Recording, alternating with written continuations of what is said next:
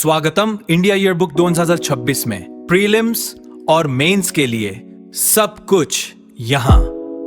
Geography, land and national symbols, polity, governance and judiciary, defence and national security, economy, finance and statistics. नमस्कार। इस खास विश्लेषण में आपका बहुत बहुत स्वागत है। देखिए, हम सब जानते हैं कि यूपीएससी प्रीलिम्स के लिए सही डेटा ढूंढना और उसे याद रखना, सच कहूं तो किसी पहाड़ चढ़ने से कम नहीं है। इतनी सारी किताबें, इतने सारे फैक्ट्स, अक्सर दिमाग चकरा जाता है कि आखिर क्या पढ़ें और क्या छोड़ें, है ना? तो चलिए आपकी इस सबसे बड़ी उलझन को आज सुलझाते हैं। आज हम इस बेहतरीन समरी के जरिए उन चुनिंदा और सबसे जरूरी डेटा पॉइंट्स पर बात करेंगे जो सीधे एग्जाम में हिट करते हैं।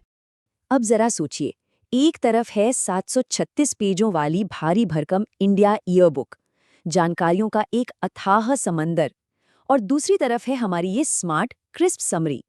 एग्जाम के आखिरी दिनों में 736 पेज पलटना प्रैक्टिकली पॉसिबल ही नहीं है, और यहीं पर इस तरह के एकदम फोकस नोट्स गेम चेंजर साबित होते हैं।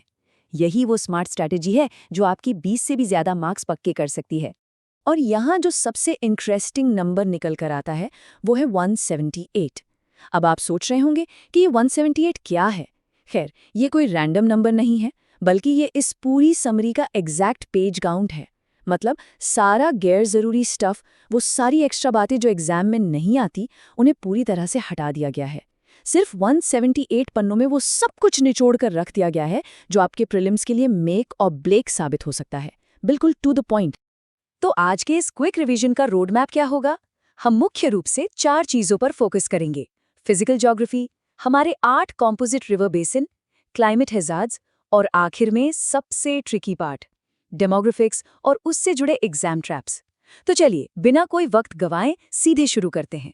शुरुआत करते हैं फिजिकल ज्योग्राफी से, यानी भारत की सीमाएं और उसकी भौगोलिक संरचना। तो अगर हम भारत की बाउंड्रीज की बात करें तो साउथ में श्रीलंका हमसे कैसे अलग होता है?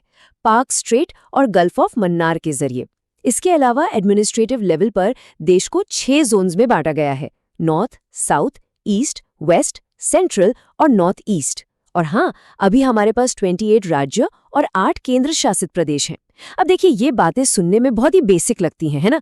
लेकिन एग्जामिनर्स को इन्हीं सिंपल फैक्ट्स में ट्विस्ट डालकर स्टेटमेंट बेस्ड सवाल बनाने में बड़ा मजा आता है। इसलिए बेसिक्स का क्रिस्टल क्लियर होना बहुत जरूरी है।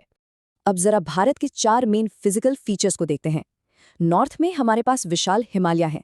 ईस्ट की तरफ जाएं तो ईस्टर्न हिल रेंजेस हैं जिनकी ऊंचाई हिमालय से थोड़ी कम है, और यहीं आपको गारो, खासी, जयंतिया, नागा, मिजो और रखाइन जैसी पहाड़ियां मिलेंगी। फिर आते हैं इंडो गैंगेटिक प्लेन्स। यहाँ का एक फैक्ट सच में चौंकाने वाला है, पता है?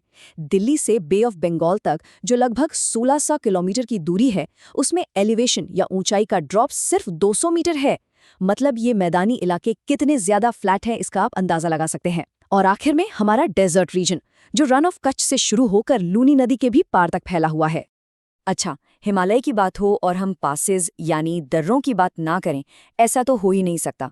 जेलिपला, चुंबी वैली का नाथुला और सतलुज वैली का शिपकीला, ये कुछ ऐसे की पॉइंट्स हैं जो यूपीएससी के फेवरेट हैं। मैच द फॉलोइंग वाले क्वेश्चंस अक्सर यहीं से बनते हैं, तो इनकी एग्जैक्ट लोकेशन दिमाग में सेट कर लेना एक बहुत बड़ा एडवांटेज रहेगा। लैंडस्केप्स के बाद अब बढ़ते हैं हमारे अगले टॉपिक पर, जो है हमारे 8 कंपोजिट रिवर बेसिन और भारत का पूरा वाटर नेटवर्क। देखिए, भारत की इतनी सारी नदियों को समझने के लिए इन्हें 8 कंपोजिट बेसिन्स में कैटेगराइज किया गया है। पहला है सुवर्णरेखा और बैतरनी जैसी छोटी नदियों का ग्रुप। फिर आती हैं ईस्ट फ्लोइंग नदियां, जिन्हें 2 हिस्सों में बांटा है, एक महानदी से पेन्नार तक और दूसरी पेन्नार से कन्याकुमारी तक। चौथी कैटेगरी है राजस्थान का इनलैंड ड्रेनेज। इसके बाद वेस्ट फ्लोइंग नदियों के 3 ग्रुप्स हैं, कच्छ और सौराष्ट्र की नदियां, जिसमें लूनी भी शामिल है। फिर तापी से तादरी तक और तादरी से कन्याकुमारी तक। और 8वीं और आखिरी कैटेगरी उन माइनर नदियों की है जिनका पानी म्यांमार और बांग्लादेश की तरफ जाता है। ये कैटेगराइजेशन ना नदियों का पूरा ड्रेनेज पैटर्न समझने के लिए एकदम परफेक्ट है। पानी की बात हो रही है तो चलिए अब क्लाइमेट हैजार्ड्स पर भी नजर डाल लेते हैं, खास तौर पर ट्रॉपिकल साइक्लोन्स पर। तो ट्रॉपिकल साइक्लोन्स असल में हाइड्रोमीटियोरोलॉजिकल हैजार्ड्स होते हैं। अब इनके बनने की सबसे बेसिक कंडीशन क्या है? वो है गर्म महासागर। सोर्स मटेरियल में एकदम क्लियरली मेंशन्ड है कि ये स्पेसिफिकली बे ऑफ बंगाल और अरेबियन सी के ऊपर ओरिजिनेट होते हैं। ये जो टेक्निकल डेफिनेशन है और इनका ओरिजिन पॉइंट है, इसे बिल्कुल मिस मत कीजिएगा। एग्जाम के लिए ये बहुत रेलेवेंट है। अब आते हैं इस विश्लेषण के सबसे क्रिटिकल और शायद सबसे ट्रिकी पार्ट पर, डेमोग्राफिक्स, सेंसस इनसाइट्स और वो एग्जाम ट्रैप्स जहां स्टूडेंट्स अक्सर गलती करते हैं। शुरुआत करते हैं पॉपुलेशन डेंसिटी यानी जनसंख्या घनत्व से। अगर हम टॉप 2 यूनियन टेरिटरीज को देखें तो आंकड़े सच में हैरान करने वाले हैं। दिल्ली में प्रति वर्ग किलोमीटर 11,320 लोग रहते हैं और उसके ठीक बाद चंडीगढ़ है जहां ये नंबर 9,258 है। ये दिखाता है कि इन छोटे पूरी तरह से अर्बनाइज्ड एरियाज में डेंसिटी किस एक्सट्रीम लेवल पर पहुंच चुकी है। अब जरा सेक्स रेशियो के हिस्टोरिकल ट्रेंड्स पर ध्यान दीजिए। 1901 में ओवरऑल सेक्स रेशियो 972 था, जो 2001 तक गिरकर 933 हो गया। फिर 2011 में इसमें थोड़ा सुधार हुआ और ये 943 पर आ गया। लेकिन यहाँ कैच है, जहां से एग्जाम में सवाल फंसता है, वो है चाइल्ड सेक्स रेशियो। 2001 में ये 927 था और 2011 में ये सुधरने के बजाय और गिरकर 919 हो गया। मतलब ओवरऑल सेक्स रेशियो बढ़ा लेकिन चाइल्ड सेक्स रेशियो में गिरावट आई। ये जो कॉन्ट्रास्ट है ना, इसे दिमाग में बिठा लीजिए क्योंकि यहीं से कंफ्यूजिंग स्टेटमेंट्स बनते हैं। राज्यों की रैंकिंग की बात करें तो ये क्रोनोलॉजी याद रखना बहुत काम आता है। केरल 1082 के शानदार नंबर के साथ बिल्कुल टॉप पर है। उसके बाद तमिलनाडु है, फिर आंध्र प्रदेश और इस लिस्ट में सबसे नीचे आता है हरियाणा। एग्जाम में अक्सर इन्हीं राज्यों को अरेंज करने के लिए दे दिया जाता है, तो ये टॉप से बॉटम का सीक्वेंस आपको जरूर याद होना चाहिए। अच्छा, लिटरेसी या साक्षरता को लेकर एक बहुत बड़ा एग्जाम ट्रैप है जिससे आपको बचना है। देखिए, 1991 से पहले क्राइटेरिया ये था कि 5 साल से कम उम्र के बच्चों को सीधे इलिटरेट या निरक्षर मान लिया जाता था। लेकिन अब रूल्स बदल चुके हैं।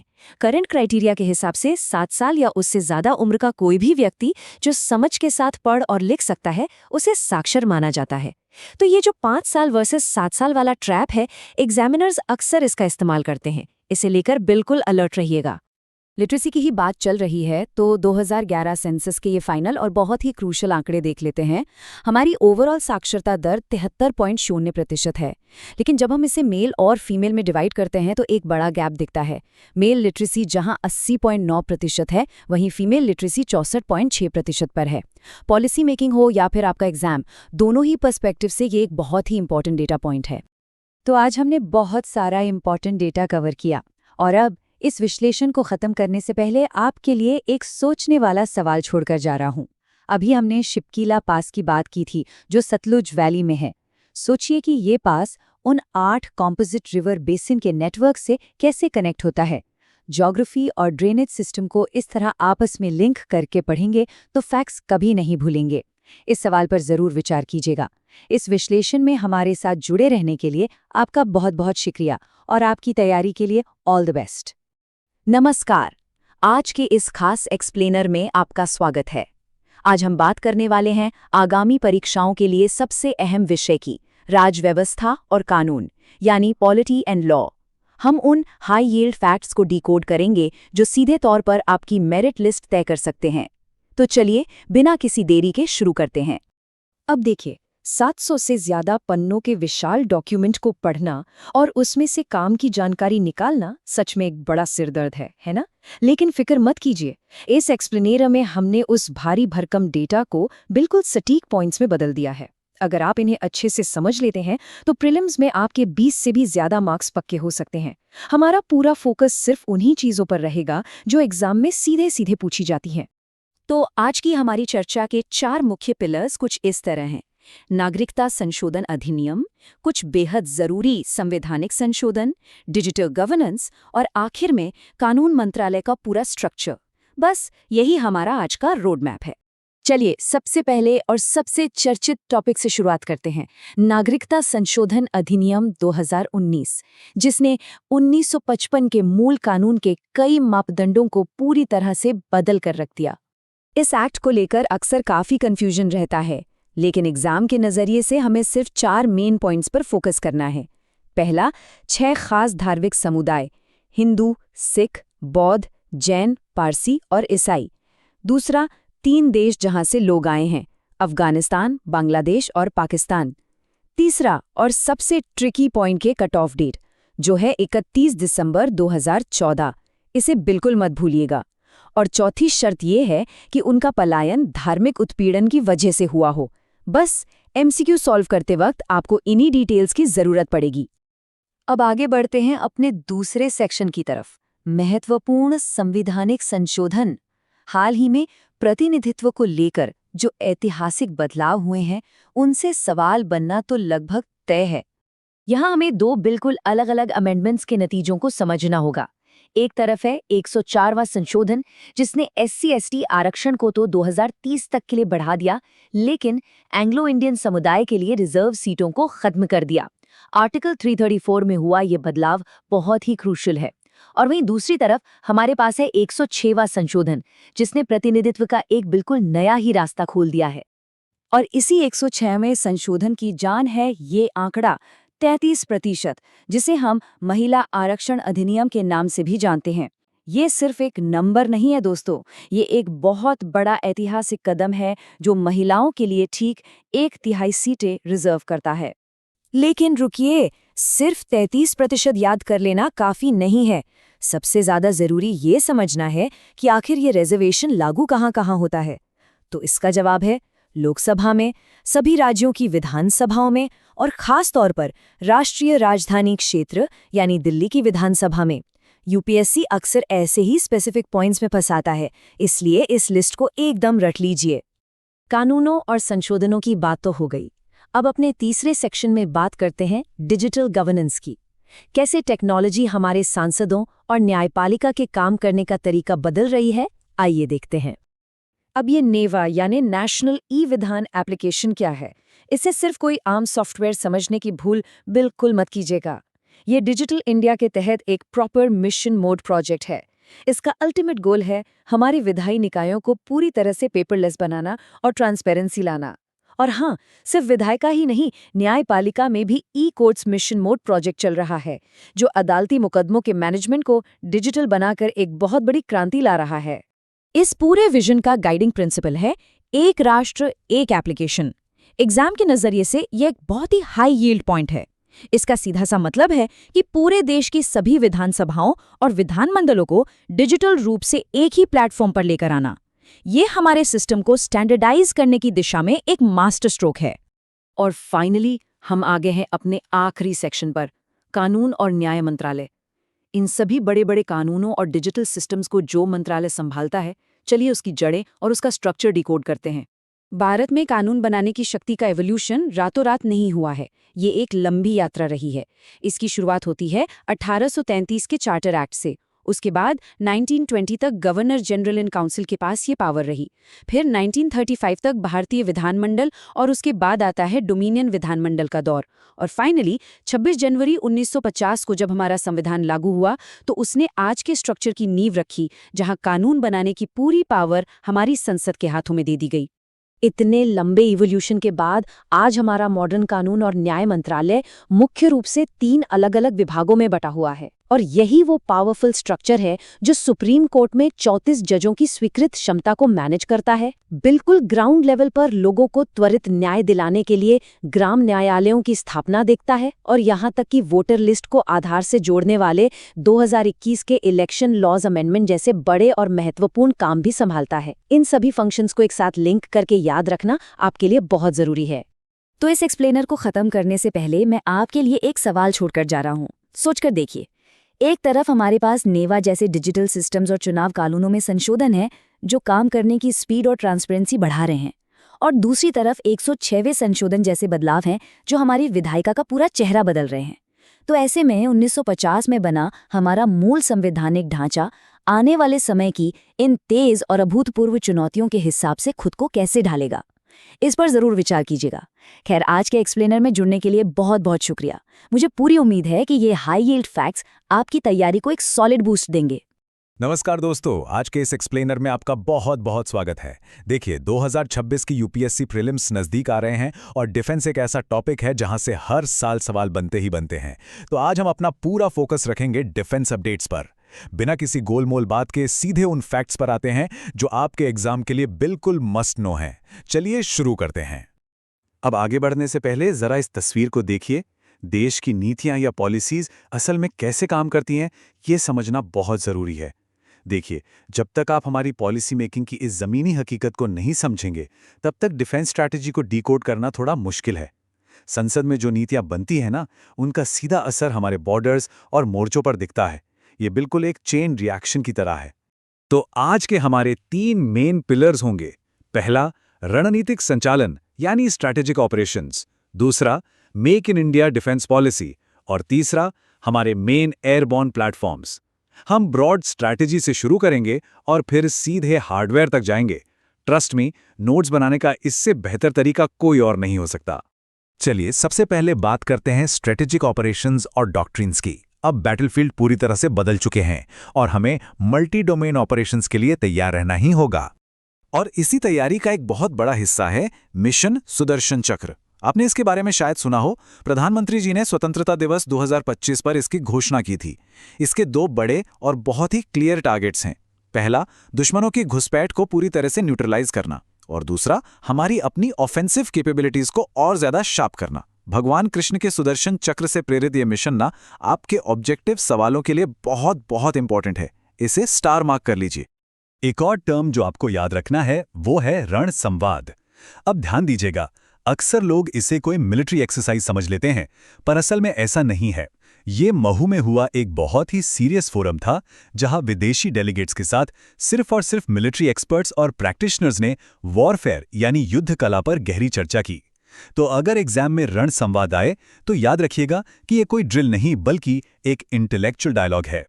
अब जरा इस डेवलपमेंट को देखिए। थ्योरी से निकलकर जब हम मल्टी डोमेन ऑपरेशंस की ग्राउंड रियलिटी पर आते हैं ना, तो बैंगलोर का ये tri service advanced cyber warfare course game changer साबित होता है। ये साफ दिखाता है कि साइबर सिक्योरिटी अब सिर्फ एक अलग फील्ड नहीं रह गई है, बल्कि ये हमारी तीनों सेनाओं के कोऑर्डिनेशन का एक अहम हिस्सा बन चुकी है। इसी से जुड़ा एक और जबरदस्त इनिशिएटिव है टेरियर साइबर क्वेस्ट 2025। ये दिखाता है कि Indian army modern security challenges से निपटने के लिए अब ड्रोन्स जैसी इमर्जिंग टेक्नोलॉजीज पर अपना फोकस कर रही है। मतलब अब जो ग्राउंड ऑपरेशंस होंगे ना, उनमें टेक्नोलॉजी बिल्कुल सेंटर स्टेज पर होगी। ये सच में एक बहुत बड़ा शिफ्ट है। चलिए अब अपने दूसरे टॉपिक की तरफ बढ़ते हैं, make in India defence policy. युद्ध कैसे लड़ा जाएगा ये तो हमने देख लिया, पर अब सवाल यह है कि इन हथियारों को बना कौन रहा है, और यही एंट्री होती है आत्मनिर्भरता की। अब स्क्रीन पर दिख रहे इस नंबर पर ध्यान दीजिए, 25%। जी हां, 25%। डिफेंस रिसर्च ग्रांट का ठीक 25% हिस्सा अब सीधे हमारे प्राइवेट सेक्टर को दिया जा रहा है। ये कोई छोटा मोटा बदलाव नहीं है दोस्तों, ये डिफेंस प्रोडक्शन के पूरे इकोसिस्टम को बदल कर रख देगा। तर सवाल ये है कि आखिर ऐसा किया क्यों जा रहा है? इसका लॉजिक बहुत सिंपल है। अगर हम डोमेस्टिक प्राइवेट कंपनियों को आगे लाएंगे तो हमारी सप्लाई चेन सिक्योर होंगी और हम तेजी से अपने खुद के हथियार बना पाएंगे। क्योंकि देखिए, क्राइसिस के वक्त अगर हम दूसरे देशों पर डिपेंडेंट रहेंगे तो वो असली नेशनल सिक्योरिटी नहीं है ना? अब आते हैं अपने तीसरे और आखिरी हिस्से पर, हमारी की एयरबोर्न एसेट्स। मतलब वो एक्चुअल हार्डवेयर जो हमारे बॉर्डर्स पर तैनात किया जा रहा है। इंडियन एयरफोर्स में हाल ही में जो नए इंडक्शन हुए हैं उनके नाम आपको टिप्स पर याद होने चाहिए, जैसे लाइट कॉम्बैट एयरक्राफ्ट यानी LCA, आकाश मिसाइल और एडवांस्ड लाइट हेलीकॉप्टर ALH, ध्रुव। ये नाम सिर्फ नाम नहीं है, बल्कि ये हमारी एयर डिफेंस की नई रीढ़ हैं। प्रीलिम्स में डायरेक्ट क्वेश्चन बन सकता है यहां से। अब बात करते हैं हमारे अपने LCH प्रचंड हेलीकॉप्टर्स की। मिनिस्ट्री ऑफ डिफेंस और HAL यानी हाल के बीच जो कॉन्ट्रैक्ट हुआ है उसके तहत टोटल 156 प्रचंड तैयार किए जा रहे हैं। और सबसे दिलचस्प बात है इनका डिवीजन। 156 में से 66 एयरफोर्स को मिलेंगे और 90 इंडियन आर्मी को। ये जो टेक्निकल ब्रेकडाउन है ना, ये सीधे एग्जाम में पूछा जा सकता है। और प्रचंड की सबसे खास बात क्या है? इसमें 65% से ज्यादा इंडिजिनस यानी स्वदेशी पुर्जे लगे हैं। सोचिए, हाई अल्टीट्यूड ऑपरेशंस के लिए बना यह हेलीकॉप्टर हमारी मेक इन इंडिया पॉलिसी की कितनी बड़ी सक्सेस स्टोरी है। ये लिटरली एक गेम चेंजर है। अब आप सोच रहे होंगे कि ये सारे हेलीकॉप्टर्स मिल कब तक जाएंगे, तो इसका डिलीवरी टाइमलाइन कुछ ऐसा है। कॉन्ट्रैक्ट के तीसरे साल से इनकी डिलीवरी शुरू होगी और फिर अगले 5 सालों के अंदर ये पूरा प्रोसेस कंप्लीट हो जाएगा। डिफेंस मॉडर्नाइजेशन में ये टाइमलाइंस बहुत मैटर करती हैं, इसलिए इन्हें ध्यान में रखिएगा। जाने से पहले एक और बहुत ही इंपॉर्टेंट टर्म है जिसे समझना जरूरी है, वेट लीजिंग। शायद आपने न्यूज़ में मिनिस्ट्री ऑफ डिफेंस और मैरीटाइम मैनेजमेंट का नाम सुना हो। तो वेट लीजिंग का मतलब क्या होता है? असल में इसमें किसी एयरक्राफ्ट को, जैसे कि फ्लाइट रिफ्यूलिंग एयरक्राफ्ट को, उसके क्रू और मेंटेनेंस स्टाफ के साथ ट्रेनिंग के लिए किराए पर लिया जाता है। ये टर्म एग्जाम के लिए बहुत टेस्टेबल है। खैर, अब हम इस एक्सप्लेनर के आखिर में आ गए हैं। जाने से पहले मैं चाहता हूं कि आप इस सवाल पर जरा गौर करें। रण संवाद जैसे सीरियस डायलॉग्स, प्राइवेट सेक्टर को 25% की फंडिंग और LCH प्रचंड जैसे हाई एल्टीट्यूड स्वदेशी हथियार, ये सब एक साथ मिलकर हमारी आर्म्ड फोर्सेस की मल्टी डोमेन रेडीनेस को बुनियादी तौर पर कैसे बदल रहे हैं। जब आप इन डॉट्स को कनेक्ट करेंगे ना, तभी आपको मॉडर्न डिफेंस का असली बिग पिक्चर समझ आएगा, और यही समझ आपको एग्जाम में बाकी लोगों से आगे रखेगी। तो आज के लिए बस इतना ही। इस एक्सप्लेनर में मेरे साथ जुड़ने के लिए बहुत बहुत शुक्रिया। पढ़ते रहिए और तैयारी करते रहिए। नमस्ते। आज के इस खास विश्लेषण में हम भारत के बुनियादी आर्थिक डेटा और विकास योजनाओं के पूरे ढांचे को डिकोड करने वाले हैं। अगर आप सिविल सेवाओं या किसी भी बड़े एग्जाम की तैयारी कर रहे हैं, तो आपको पता ही होगा कि देश के आंकड़े कैसे काम करते हैं, ये समझना कितना क्रूशियल है। इंडिया ईयरबुक के उस घने और जटिल डेटा को हम आज बहुत ही सिंपल और दिलचस्प तरीके से समझने जा रहे हैं। तो आज का हमारा रोड मैप क्या है? हम शुरुआत करेंगे मैक्रो लेवल पर मॉस्पी और आर्थिक डेटा से, फिर प्रमुख इंडिकेटर्स को समझेंगे। इसके बाद NSS के इनिशिएटिव्स, SDGs की ट्रैकिंग और आखिर में एकदम ग्रास रूट लेवल पर आकांक्षी जिलों और ब्लॉकों की बात करेंगे। तो चलिए बिना किसी देरी के शुरू करते हैं। सबसे पहले बात करते हैं भारत के डेटा इंजन की, यानी मॉस्पी और हमारे आर्थिक डेटा की। देखिए, गवर्नेंस को समझने के लिए सबसे पहले उस नोडल एजेंसी को समझना होगा जो सारे आंकड़े जुटाती है।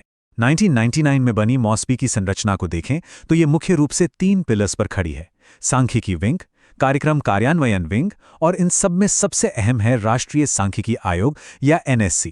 यही वो स्ट्रक्चर है जो सरकारों और इंटरनेशनल एजेंसीज के बीच पूरे के पूरे डेटा फ्लो को सिंक्रोनाइज करता है। अब एग्जाम के नजरिए से इस टाइमलाइन को जरा ध्यान से देखिएगा। साल 2001 में रंगराजन आयोग ने सबसे पहले एक केंद्रीय सांख्यिकी निकाय की सिफारिश की थी। इसी की बुनियाद पर 2005 में राष्ट्रीय सांख्यिकी आयोग यानी NSC की स्थापना का फैसला हुआ और फाइनली 2006 में इसका औपचारिक रूप से गठन हो गया। भारत की डेटा ट्रांसपेरेंसी के सफर में ये सच में एक बहुत बड़ा माइलस्टोन था। अब आगे बढ़ते हैं और देश की आर्थिक नब्ज टटोलते हैं हमारे प्रमुख आर्थिक संकेतकों के जरिए। अब ये रॉ डेटा बड़े नेशनल इंडिकेटर्स में कैसे बदलता है, ये बड़ा दिलचस्प है। इन 2 मेजर इंडिकेटर्स का कंपैरिजन देखिए। एक तरफ है CPI यानी उपभोक्ता मूल्य सूचकांक, जो हमारे मॉनेटरी पॉलिसी को एंकर करता है। इसका आधार वर्ष 2012 है और ये ग्रामीण, शहरी और दोनों के संयुक्त डेटा को कवर करता है। और दूसरी तरफ है IIP यानी औद्योगिक उत्पादन सूचकांक। NSO इसे हर महीने की 28 तारीख को एकदम डॉट टाइम पर रिलीज करता है और सबसे खास बात यह है कि ये IMF के कड़े डेटा प्रसार मानकों को फॉलो करता है। तो इंडिकेटर्स तो बन गए, लेकिन क्या आपने सोचा है कि सरकार ये जमीनी हकीकत का इतना भारी भरकम डेटा इकट्ठा कैसे करती है? चलिए राष्ट्रीय नमूना सर्वेक्षण की पहलों पर नजर डालते हैं। जमीनी डेटा इकट्ठा करने के लिए सरकार के पास कुछ बेहद दमदार टूल्स हैं, जैसे कि periodic labour force survey PLFS और असंगठित क्षेत्र के उद्यमों का वार्षिक सर्वेक्षण ASUSE। मोस्पू के अंदर होने वाले ये कोई आम सर्वे नहीं है, ये बहुत ही लार्ज स्केल और हाई फ्रीक्वेंसी वाले सैंपल सर्वे हैं जो हमें रोजगार के बदलते पैटर्न और हमारे विशाल असंगठित क्षेत्र की बिल्कुल सटीक और फ्यूचरिस्टिक तस्वीर दिखाते हैं। और हाँ, इस नंबर 75 पर जरा गौर कीजिएगा, ये कोई मामूली आंकड़ा नहीं है। राष्ट्रीय नमूना सर्वेक्षण यानी NSS अपनी डायमंड जुबली मना रहा है। लगातार 75 सालों तक देश भर से लगातार डेटा कलेक्ट करना वाकई अपने आप में एक बहुत बड़ा अचीवमेंट है। और इसी 75 साल के सफर को सेलिब्रेट करने के लिए कुछ खास किया गया है। आपको याद होगा कि हर साल 29 जून को हम महान सांख्यिकीविद PC महालनोबिस जी के सम्मान में सांख्यिकी दिवस मनाते हैं। तो 2025 में इसी दिन NSS की हीरक जयंती के मौके पर 75 रुपए का एक खास स्मारक सिक्का और कस्टमाइज्ड माई स्टैम्प जारी किया गया। ये फैक्ट्स अक्सर एग्जाम्स में पूछ लिए जाते हैं। अब ये सारा डेटा सिर्फ हमारे देश के लिए ही नहीं बल्कि ग्लोबल टारगेट्स को अचीव करने के लिए भी यूज होता है। बात करते हैं सतत विकास लक्ष्यों यानी एसडीजीज की ट्रैकिंग की। अगर हम ग्लोबल मास्टर प्लान की बात करें तो 2015 में संयुक्त राष्ट्र महासभा ने 2030 के एजेंडे को अपनाया था, जो कि पूरे 17 सतत विकास लक्ष्यों पर टिका है। इन्हीं 17 गोल्स के इर्द गिर्द आज पूरी दुनिया की नीतियां घूम रही हैं। अब सवाल यह है कि भारत इन लक्ष्यों को कैसे अचीव कर रहा है। हमारा फ्रेमवर्क काफी सॉर्टेड है। ओवरऑल कोऑर्डिनेशन का काम नीति आयोग संभालता है, लेकिन असली जो बारीक काम है ना, वो मॉस्पी करता है। मॉस्पी इन 169 विशिष्ट लक्ष्यों को ट्रैक करने के लिए नेशनल इंडिकेटर फ्रेमवर्क यानी NIF तैयार करता है। और इस पूरी भारी भरकम कवायद के पीछे का कोर प्रिंसिपल बस एक है, कोई भी पीछे न छूटे। और इस डेटा का इम्पैक्ट देखना है तो इन आंकड़ों को देखिए, ये सच में कमाल के हैं। नीति आयोग का जो राष्ट्रीय बहुआयामी गरीबी सूचांक है यानी MPI, उसके हिसाब से उत्तर प्रदेश ने पूरे देश में सबसे बेहतरीन परफॉर्म किया है। करीब 5.94 करोड़ लोगों को पूर्ण गरीबी से बाहर निकाला है। इसके ठीक बाद बिहार, मध्य प्रदेश और राजस्थान का नंबर आता है। ये फैक्ट्स आपके मेंस और प्रीलिम्स दोनों के लिए सोने की खान है। फाइनली चलिए मैक्रो डेटा से निकलकर एकदम ग्रास रूट लेवल पर चलते हैं और देखते हैं कि आकांक्षी जिलों और ब्लॉकों में जमीनी स्तर पर क्या बदलाव आ रहा है। जनवरी 2018 में शुरू हुआ आकांक्षी जिला कार्यक्रम एक बहुत ही स्ट्रेटेजिक कदम था। इसने पूरे देश में विकास के मामले में सबसे पीछे रह गए ठीक 112 जिलों को टारगेट किया। ये उन इलाकों पर फोकस है जहां गवर्नेंस की सबसे ज्यादा जरूरत थी। अब इन जिलों में प्रोग्रेस सिर्फ अंदाजे पर नहीं चलती, इसे बकायदा 49 की परफॉर्मेंस इंडिकेटर्स या KPIs के जरिए मापा जाता है। ये सारे इंडिकेटर्स 5 मेन थीम्स में बटे हैं: स्वास्थ्य और पोषण, शिक्षा, कृषि और जल संसाधन, वित्तीय समावेशन और कौशल विकास, और हमारा बुनियादी ढांचा। मतलब हर चीज को बिल्कुल नाप तौल कर इंप्रूव किया जा रहा है। यहाँ पॉलिसी का एवोल्यूशन देखिए जो बहुत ही शानदार है। 2018 में 112 जिलों के लेवल पर जो प्रोग्राम शुरू हुआ था, उसकी सफलता को देखते हुए सरकार ने 2023 में और भी ज्यादा डीप डाइव किया और लॉन्च किया आकांक्षी ब्लॉक कार्यक्रम। इसके तहत 27 राज्यों और केंद्र शासित प्रदेशों के सीधे 500 चुनिंदा ब्लॉकों को टारगेट किया जा रहा है। ये माइक्रो प्लानिंग का एक बेहतरीन उदाहरण है। तो अब सोचने वाली बात यह है, जैसे जैसे ये मैक्रो इंडिकेटर्स और डेटा ज्यादा सटीक और रियल टाइम होते जा रहे हैं, आने वाले दशक में ये भारत की जमीनी नीतियों को किस तरह से शेप देंगे। ये डेटा कलेक्शन और टारगेटेड एक्शन का जो कंटिन्यूअस लूप है, वो देश की डेवलपमेंट ट्रेजेक्टरी को कैसे रिडिफाइन करेगा। एक भावी प्रशासक के रूप में इस सवाल पे जरूर सोचिएगा। आज के इस एक्सप्लेनर में बस इतना ही। सीखते रहिए और इन आंकड़ों के पीछे की असल कहानी को समझते रहिए। नमस्कार। आज के इस एक्सप्लेनर में हम इंडिया ईयरबुक 2026 के उस भारी भरकम डेटा को डीकोड करने वाले हैं जो सीधे तौर पर यूपीएससी प्रीलिम्स के लिए बेहद जरूरी है। बिना किसी देरी के सीधे फैक्ट्स पर आते हैं। हमारा आज का एजेंडा बिल्कुल सॉर्टेड है। हम समुद्री निर्यात विकास, विशेष आर्थिक क्षेत्र, निर्यात शुल्क छूट और हमारे हाई स्पीड इंफ्रास्ट्रक्चर नेटवर्क को कवर करने वाले हैं। तो चलिए पहले सेक्शन से शुरुआत करते हैं, समुद्री निर्यात विकास। बात जब मरीन एक्सपोर्ट की होती है तो MPDDE का नाम सबसे पहले आता है। 1972 में बना समुद्री उत्पाद निर्यात विकास प्राधिकरण। इसका मेन काम मरीन इकोसिस्टम को डेवलप करना और एक्सपोर्ट को बढ़ावा देना है। प्रीलिम्स के लिए यहाँ जो सबसे जरूरी कैच है वो है इसका नोडल मंत्रालय। ध्यान रखिएगा, ये वाणिज्य विभाग यानी डिपार्टमेंट ऑफ कॉमर्स के अंडर आता है। अब इसके स्ट्रक्चर को थोड़ा करीब से देखते हैं। इसका हेडक्वार्टर कोच्चि, केरला में है और इसमें टोटल 30 मेंबर्स होते हैं। इसके चेयरमैन को केंद्र सरकार अपॉइंट करती है। इंटरेस्टिंग बात यह है कि भारत में इसके 18 फील्ड ऑफिस हैं, जिसमें से एक नॉर्थ ईस्ट में भी है।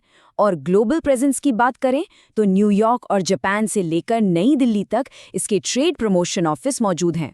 ये छोटे छोटे फैक्ट सीधे स्टेटमेंट बेस्ड सवालों में आ सकते हैं। अब बढ़ते हैं दूसरे सेक्शन की तरफ, विशेष आर्थिक क्षेत्र यानी SEZs। सीईज का बेसिक फंडा तो हम सब जानते हैं, आर्थिक गतिविधियों को बढ़ाना, एक्सपोर्ट और इन्वेस्टमेंट प्रमोट करना और रोजगार पैदा करना। लेकिन यूपीएससी अक्सर कहाँ फंसाता है? एस्टैब्लिशमेंट में। याद रखिए, SEZ सिर्फ केंद्र या राज्य सरकार ही नहीं बल्कि प्राइवेट इंडिविजुअल्स भी सेटअप कर सकते हैं। जी हाँ, बिल्कुल सही सुना। बस इसके लिए बोर्ड ऑफ अप्रूवल यानी BOA से मंजूरी लेनी होती है। चलिए अब आते हैं तीसरे सेक्शन पर, निर्यात शुल्क में छूट। जब कोई प्रोडक्ट बनकर तैयार हो जाता है तो उसे ग्लोबल मार्केट में कॉम्पिटिटिव बनाए रखना भी एक बड़ा चैलेंज है। इसके लिए दो स्कीम्स को समझना बहुत ज़रूरी है, रोडीटीप और एमएआई। दोनों में एक बहुत ही बारीक लेकिन क्रिटिकल डिफरेंस है। रोडीटीप स्कीम सेंट्रल, स्टेट और लोकल टैक्स जैसे फ्यूल पर वैट या इलेक्ट्रिसिटी ड्यूटी को रिफंड करती है, वो भी सीबीआईसी के जरिए एक आईटी एनवायरनमेंट में। वहीं दूसरी तरफ एमएआई यानी मार्केट एक्सेस इनिशिएटिव स्कीम सीधे तौर पर एक्सपोर्ट प्रमोशन बॉडीज को फाइनेंशियल सपोर्ट देती है। एक टैक्स रिफंड है तो दूसरा डायरेक्ट असिस्टेंस। अब सब कुछ तो सेट हो गया, प्रोडक्शन हो गया, टैक्स छूट मिल गई, लेकिन एक बड़ा सवाल है, इन प्रोडक्ट्स को पोर्ट्स या इंटरनेशनल मार्केट्स तक बिना किसी रुकावट के एफिशिएंटली पहुंचाएंगे कैसे? यहीं से हमारी चर्चा का फोकस शिफ्ट होता है इकोनॉमी और इंफ्रास्ट्रक्चर कनेक्टिविटी की तरफ, उन विशाल प्रोजेक्ट्स की तरफ जो इन दूरियों को मिटा रहे हैं। हमारा चौथा और आखिरी section, high speed infrastructure network. जब इंफ्रास्ट्रक्चर की बात आती है तो भारतमाला परियोजना एक असली गेम चेंजर है। 2017 में लॉन्च हुआ ये भारत का सबसे बड़ा इंफ्रास्ट्रक्चर प्रोग्राम है। इसका सबसे बड़ा अचीवमेंट क्या है? इसने रोड बनाने की पुरानी टुकड़ों में बंटी अप्रोच को पूरी तरह बदल दिया है। अब फोकस सिर्फ सड़कें बनाने पर नहीं बल्कि कॉरिडोर बेस्ड डेवलपमेंट पर है। जरा इस नंबर पर गौर कीजिए, 34,800। ये कोई मामूली नंबर नहीं है। भारतमाला के तहत लगभग 34,800 किलोमीटर के नेशनल हाईवे कॉरिडोर्स बनाने का विशाल टारगेट है, जो देश भर के 580 जिलों को आपस में सीमलेसली कनेक्ट करेगा। लेकिन इतने विशाल नेटवर्क की प्लानिंग आखिर होती कैसे है? हवा में तो नहीं हो सकती। यहीं एंट्री होती है पीएम गति शक्ति की। इसमें इंफ्रास्ट्रक्चर की सटीक मैपिंग के लिए जीएसटीएन, टोल का डेटा और ट्रैफिक सर्वे जैसे रियल टाइम और भारी भरकम डेटा सेट्स का इस्तेमाल किया जाता है।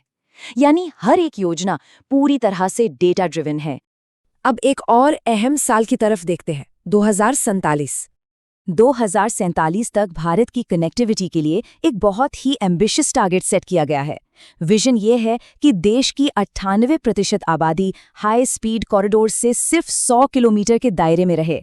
जरा सोचिए, जब ये अचीव होगा तो देश का लॉजिस्टिक्स और इकोनॉमिक लैंडस्केप किस लेवल पे ट्रांसफॉर्म हो जाएगा। तो इस पूरे एक्सप्लेनर में हमने अलग अलग मंत्रालयों, स्कीम्स और कनेक्टिविटी की टाइमलाइंस को कनेक्ट करके देखा।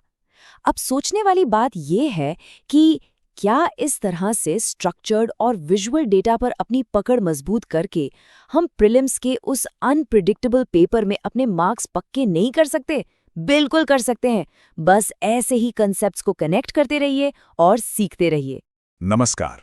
देखिए, अगर सिविल सर्विसेज की तैयारी चल रही है तो आज का ये विश्लेषण सच में एक गेम चेंजर होने वाला है। हम बात कर रहे हैं हाईली एंटिसिपेटेड इंडिया ईयरबुक 2026 के समरी कॉम्पिलेशन की। ये सिर्फ एक मटेरियल नहीं है, बल्कि आपके एग्जाम के लिए एक परफेक्ट रोड मैप है। तो चलिए, बिना वक्त बर्बाद किए सीधे डाइव इन करते हैं और देखते हैं कि इसमें आखिर क्या खास है। अब इस स्क्रीन पर जो देख रहे हैं ना, ये मेरे हिसाब से इस मटेरियल की सबसे बड़ी खासियत है। सोचिए, ओरिजिनल रेफरेंस बुक के 736 डेंस पेजेस को कंडेंस करके सिर्फ 178 हाई यील्ड पेजेस में बदल दिया गया है। एग्जाम के आखिरी महीनों में टाइम ही सब कुछ होता है, और इस तरह की प्रॉपर्ली स्ट्रक्चर्ड इन्फॉर्मेशन से टाइम और मेहनत दोनों की भारी बचत होती है। और यही बात हमें इस कोट तक ले आती है, because smart prep beats hard prep. ये अप्रोच इस पूरे विश्लेषण का फाउंडेशन है। सिर्फ घंटों डेस्क पर बैठे रहने से ज्यादा जरूरी है सही और टू द पॉइंट दिशा में पढ़ना। तो बस इसी फोकस्ड ऑब्जेक्टिव के साथ आगे बढ़ते हैं और कॉम्प्लेक्स डेटा को थोड़ा आसान बनाते हैं। आगे बढ़ने से पहले एक क्विक एजेंडा सेट कर लेते हैं ताकि दिमाग में एक क्लियर स्ट्रक्चर बन जाए। आज हम 4 मेन पिलर्स कवर करेंगे। पहला, बैंकिंग एंड डेट रिकवरी। दूसरा, यूपीआई एंड डिजिटल पेमेंट्स। तीसरा, रेगुलेटिंग द पेंशन सेक्टर। और आखिर में कॉर्पोरेट अफेयर्स और पीएमआईएस। ये चारों टॉपिक्स प्रीलिम्स के लिए लिटरली गोल्ड माइन है। तो शुरू करते हैं हमारे पहले टॉपिक से, बैंकिंग और डेट रिकवरी। हम जो भी स्टैट्यूटरी फैक्ट्स यहाँ डिस्कस करने वाले हैं वो सीधे इकोनॉमी और बैंकिंग सिलेबस के कोर डोमेन से आते हैं। अगर पुराने पेपर्स देखें तो पता चलेगा कि यह सिलेबस का वो हिस्सा है जहां से हाई स्कोरिंग और डायरेक्ट सवाल बनते हैं। आजकल डिजिटल बैंकिंग सिर्फ पैसे ट्रांसफर करने तक लिमिटेड नहीं है। मॉडर्न डिजिटल सर्विसेज आम लोगों को सीधे गवर्नमेंट स्कीम से जोड़ रही हैं, जैसे प्रधानमंत्री जनधन योजना से universal banking access, PM Jeevan Jyoti बीमा योजना से लाइफ कवर और पीएम सुरक्षा बीमा योजना से एक्सीडेंटल कवर। प्रीलिम्स के लिए इन तीनों स्कीम्स के एग्जैक्ट टारगेट्स और बेनिफिट्स टिप्स पर होने चाहिए। ये डायरेक्टली टेस्टेबल एरियाज हैं। अब आते हैं डेट रिकवरी ट्रिब्यूनल्स पर, यानी DRTs। आखिर इन ट्रिब्यूनल्स को पावर मिलती कहां से है? यहां दो स्पेसिफिक एक्ट्स हैं जो हर हाल में याद रखने हैं। पहला recovery of debts and bankruptcy act 1993 और दूसरा सारफेसी एक्ट 2002। इन दोनों को दिमाग में बिल्कुल लॉक कर लीजिए, क्योंकि ये कंफ्यूजिंग स्टेटमेंट बेस्ड क्वेश्चंस में सीधे आ सकते हैं। चलिए आगे बढ़ते हैं हमारे दूसरे भाग पर, यूपीआई और डिजिटल पेमेंट्स। यूपीआई यानी यूनिफाइड पेमेंट्स इंटरफेस, इसके बिना तो आजकल हमारा दिन नहीं निकलता। लेकिन एग्जाम पर्सपेक्टिव से याद रखना है कि इसकी शुरुआत फाइनेंशियल ईयर 2016-17 में हुई थी। इसकी सबसे बड़ी कोर यूटिलिटी क्या थी? एक सिंगल मोबाइल एप्लीकेशन से अलग अलग बैंक अकाउंट्स के थ्रू पेमेंट्स को इनेबल करना। ये कॉन्सेप्ट बिल्डिंग के लिए एकदम फाउंडेशनल फैक्ट है। 92 करोड़, इस नंबर को ध्यान से देखिए। फाइनेंशियल ईयर 2017-18 में, यानी लॉन्च के लगभग तुरंत बाद ही यूपीआई के जरिए 92 करोड़ ट्रांजैक्शंस हुए थे। ये डेटा क्लियरली दिखाता है कि इस सिस्टम का इनिशियल अडॉप्शन कितना रैपिड था। और आज तो यूपीआई की एक्सपोनेंशियल ग्रोथ ने भारत को ग्लोबल डिजिटल पेमेंट्स का अनडिस्प्यूटेड लीडर बना दिया है। अब शिफ्ट होते हैं हमारे तीसरे पिलर पर, regulating the pension sector. Civil services exam में टाइमलाइंस की अहमियत सब जानते हैं, इसलिए इस क्रोनोलॉजिकल सीक्वेंस को पकड़कर चलिए। सबसे पहले 19 सितंबर 2013 को PFRDA एक्ट पास हुआ। फिर अगले साल 1 फरवरी 2014 को इसे ऑफिशियली नोटिफाई किया गया और ठीक उसके अगले साल 2015 में अटल पेंशन योजना आई। ऑर्डर वाले सवालों के लिए ये सीक्वेंस एकदम परफेक्ट है। PFRDA इस पूरे इकोसिस्टम का बॉस है। ये प्राइमरीली नेशनल पेंशन सिस्टम, अटल पेंशन योजना और जो नई यूनिफाइड पेंशन स्कीम आई है, इन सबको ओवरसी और रेगुलेट करता है। ध्यान दीजिएगा, नई यूपीएस का अश्योर्ड पे आउट स्ट्रक्चर और माइनर्स के लिए लाया गया एनपीएस वात्सल्य के स्पेसिफिक एलिजिबिलिटी, ये डिटेल्स इस साल के प्रीलिम्स के लिए एक्सट्रीमली क्रूशल हैं। You literally can't afford to skip them. इनमें से अटल पेंशन योजना का एक बहुत ही स्पेसिफिक टारगेट ग्रुप है। इसे स्पेसिफिकली गरीब, वंचित और अनऑर्गेनाइज्ड सेक्टर के लोगों को एक यूनिवर्सल सोशल सिक्योरिटी देने के लिए डिजाइन किया गया था। एग्जाम में इंटेंडेड बेनिफिशियरीज यानी एक्चुअल लाभार्थी कौन है, इस पर सबसे ट्रिकी सवाल बनते हैं, इसलिए ये डेमोग्राफिक डिटेल बिल्कुल क्लियर होनी चाहिए। और अब आते हैं हमारे आखिरी और चौथे भाग पर, कॉर्पोरेट अफेयर्स और PMIS।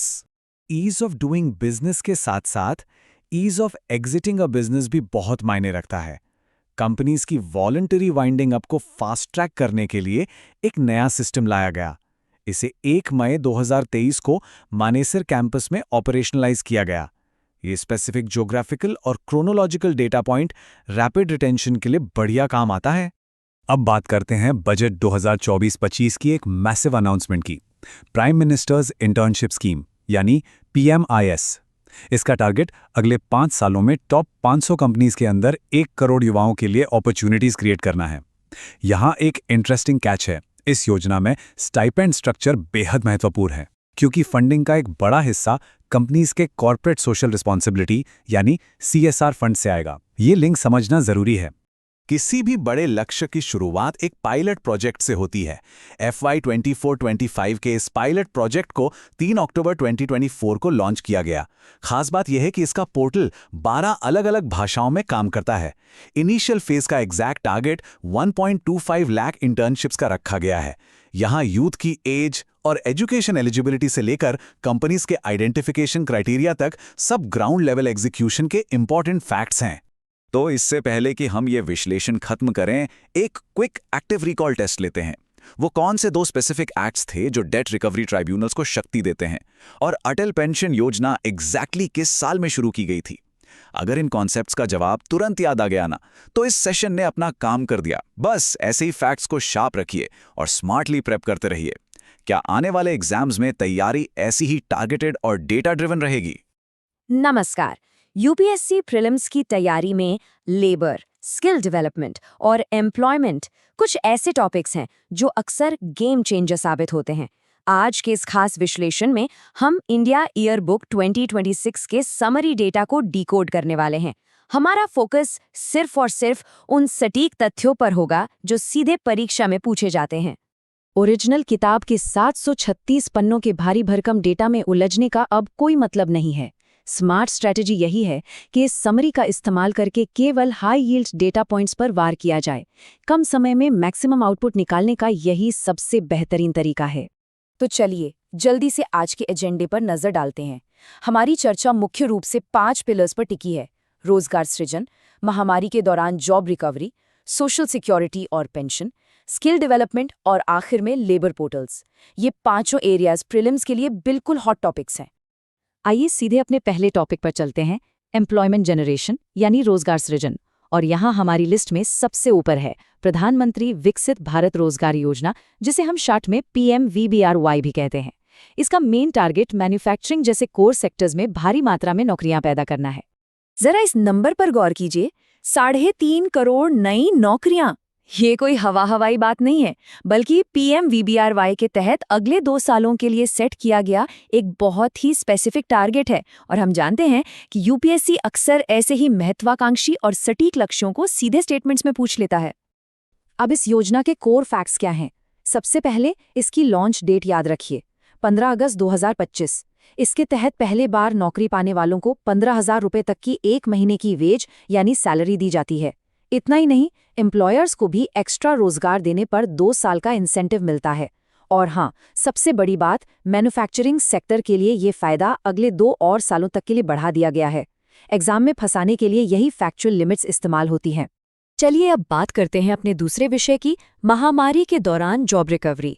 कोविड के समय जिन लोगों की नौकरियां गईं, उन्हें वापस पटरी पर लाने के लिए EPFO ने आत्मनिर्भर भारत रोजगार योजना या ABRY लागू की थी। इस योजना का ऐतिहासिक संदर्भ समझना हमारे लिए बहुत जरूरी है। इस योजना का फायदा उठाने के लिए 3 बहुत ही सख्त क्राइटेरिया रखे गए थे। पहला, कंपनी या एस्टैब्लिशमेंट का EPFO में रजिस्टर्ड होना मस्ट था। दूसरा, रोजगार की टाइमलाइन अक्टूबर 2020 से मार्च 2022 के बीच होनी चाहिए थी। और तीसरा, जो नए कर्मचारी जुड़े उनकी सैलरी 15,000 रुपये महीने से कम होनी चाहिए थी। ध्यान दीजिएगा, ये 15,000 की लिमिट आगे भी कई जगह आएगी, इसे बिल्कुल मत भूलिएगा। एलिजिबिलिटी के बाद जरा इसके फायदों पर नजर डालते हैं। कंपनी के साइज के हिसाब से सरकार ने या तो पूरे 24% वेज का भुगतान किया, जिसमें 12% एम्प्लॉई और 12% एम्प्लॉयर का हिस्सा था, या फिर केवल 12% एम्प्लॉई शेयर कवर किया। दोनों ही मामलों में ये सपोर्ट 2 साल के लिए था। ये छोटा सा अंतर मल्टी स्टेटमेंट वाले सवालों में बहुत बड़ा कन्फ्यूजन पैदा कर सकता है, इसलिए इसे क्लियर रखना जरूरी है। अब हम जॉब क्रिएशन से आगे बढ़कर लॉन्ग टर्म फायदों की बात करते हैं। हमारा तीसरा टॉपिक है सोशल सिक्योरिटी और पेंशन, खासकर उन श्रमिकों के लिए जो सबसे कमजोर वर्ग से आते हैं। यहाँ स्क्रीन पर 2 बहुत ही महत्वपूर्ण योजनाओं का कंपैरिजन है, जिन्हें सावधानी से याद रखना है। एक तरफ है PM श्रमयोगी मानधन यानी PMSYM, जो असंगठित क्षेत्र के श्रमिकों के लिए है, जिनकी मासिक आय 15,000 रुपये या उससे कम है। दूसरी तरफ है NPS ट्रेडर स्कीम, जो दुकानदारों और सेल्फ एम्प्लॉयड लोगों के लिए है, और यहाँ सालाना टर्नओवर की लिमिट 1.5 करोड़ रुपए रखी गई है। लेकिन एक बात दोनों में बिल्कुल सेम है, इन दोनों ही योजनाओं के लिए एंट्री एज 18 से 40 वर्ष के बीच है। और चाहे एनरोलमेंट PMSYM में हो या NPS ट्रेडर स्कीम में, दोनों का एंड गोल एक ही है। जैसे ही लाभार्थी की उम्र 60 साल पार होती है, उसे हर महीने 3,000 रुपए की एक फिक्स्ड पेंशन दी जाएगी। एग्जाम के प्रेशर में ऑप्शंस देखकर कंफ्यूज नहीं होना है, बस इस 3,000 के जादुई आंकड़े को दिमाग में लॉक कर लीजिए। हमारा चौथा टॉपिक है स्किल्स डेवलपमेंट। आखिर इन सारी योजनाओं को चलाने के लिए जो वर्कफोर्स चाहिए, वो आएगी कहाँ से, और उनके स्किल्स को आज के समय के हिसाब से कैसे अपडेट किया जाएगा? आइए इसे समझते हैं। भारत की औसत आयु यानी एवरेज एज फिलहाल 28.7 वर्ष है। इसे सिर्फ एक नंबर समझने की भूल बिल्कुल मत कीजिएगा। ये हमारा सबसे बड़ा डेमोग्राफिक एडवांटेज है। इसी युवा ऊर्जा के बलबूते पर भारत को पूरी दुनिया की स्किल कैपिटल बनाने का सपना देखा जा रहा है। इस विशाल वर्कफोर्स को तैयार करने का बीड़ा उठाया है प्रधानमंत्री कौशल विकास योजना यानी PMKVY ने। 15 जुलाई 2015 को शुरू हुई योजना युवाओं को बिल्कुल फ्री शॉर्ट टर्म ट्रेनिंग देती है और सबसे खास बात, सर्टिफिकेशन मिलने पर 500 रुपये का मॉनेटरी रिवॉर्ड भी मिलता है। इसके अलावा इसी दिशा में स्किल इंडिया डिजिटल हब यानी SIDH और जन शिक्षण संस्थान यानी JSS जैसी पहले भी ग्राउंड लेवल पर काम कर रही हैं। और हाँ, पढ़ाई के खर्चे की टेंशन दूर करने के लिए revised model skill loan scheme के तहत लोन की लिमिट्स को भी काफी बढ़ा दिया गया है। चलिए अब अपने आखिरी और 5वें सेक्शन पर आते हैं, लेबर पोर्टल्स। इतनी बड़ी वर्कफोर्स का डेटा रखना, उसे ट्रैक करना कोई आसान काम तो है नहीं। तो इसके लिए कौन सा डिजिटल ढांचा तैयार किया गया है, देखते हैं। इस पूरे डिजिटल इंफ्रास्ट्रक्चर का जो बेस है वो है श्रम सुविधा पोर्टल। यह श्रम मंत्रालय का एक यूनिफाइड वेब पोर्टल है जिसका काम अलग-अलग लेबर कानूनों का डेटा एक जगह इकट्ठा करना है। इसी के साथ साथ ई-श्रम पोर्टल भी एक बहुत बड़ा गेम चेंजर साबित हो रहा है। ये पोर्टल असंगठित क्षेत्र के करोड़ों श्रमिकों का एक नेशनल डेटाबेस बना रहा है ताकि सारी वेलफेयर स्कीम्स का फायदा बिना किसी बिचौलिए के सीधे उन तक पारदर्शी तरीके से पहुंच सके। तो इस पूरे विश्लेषण को खत्म करने से पहले एक बहुत ही लॉजिकल सवाल पर विचार करना जरूरी है। हमने देखा कि PMVBRY और PMCYM दोनों ही योजनाओं में 15,000 रुपए की एक फिक्स्ड वेज लिमिट बार बार सामने आ रही है। क्या UPSC अपने मल्टी स्टेटमेंट वाले सवालों में इस ओवरलैपिंग क्राइटेरिया का इस्तेमाल करके कंफ्यूजन क्रिएट कर सकता है? बिल्कुल कर सकता है। इसीलिए हर एक फैक्ट को अलग अलग समझना और उनके बीच के कनेक्शंस को डिकोड करना ही प्रीलिम्स क्लियर करने की असली चाबी है। इसी विचार के साथ आज का ये एक्सप्लेनर यहीं समाप्त होता है। तैयारी करते रहिए। नमस्कार। आज के इस विशेष विश्लेषण में हम बात करने वाले हैं स्वास्थ्य और परिवार कल्याण से जुड़ी सबसे महत्वपूर्ण सरकारी योजनाओं की। आगामी UPSC प्रीलिम्स को ध्यान में रखते हुए हमारा फोकस बिल्कुल हाई यील्ड तथ्यों पर रहेगा। इंडिया ईयरबुक जैसे विशाल और भारी भरकम स्रोतों से हमने सिर्फ वो डाटा और पॉइंट्स निकाले हैं जो सीधे तौर पर परीक्षा में पूछे जाते हैं। तो चलिए बिना समय बर्बाद किए सीधे काम की बात पर आते हैं। आज के इस सेशन का हमारा एजेंडा बिल्कुल क्लियर है। हम इसे 4 पिलर्स में डिकोड करेंगे।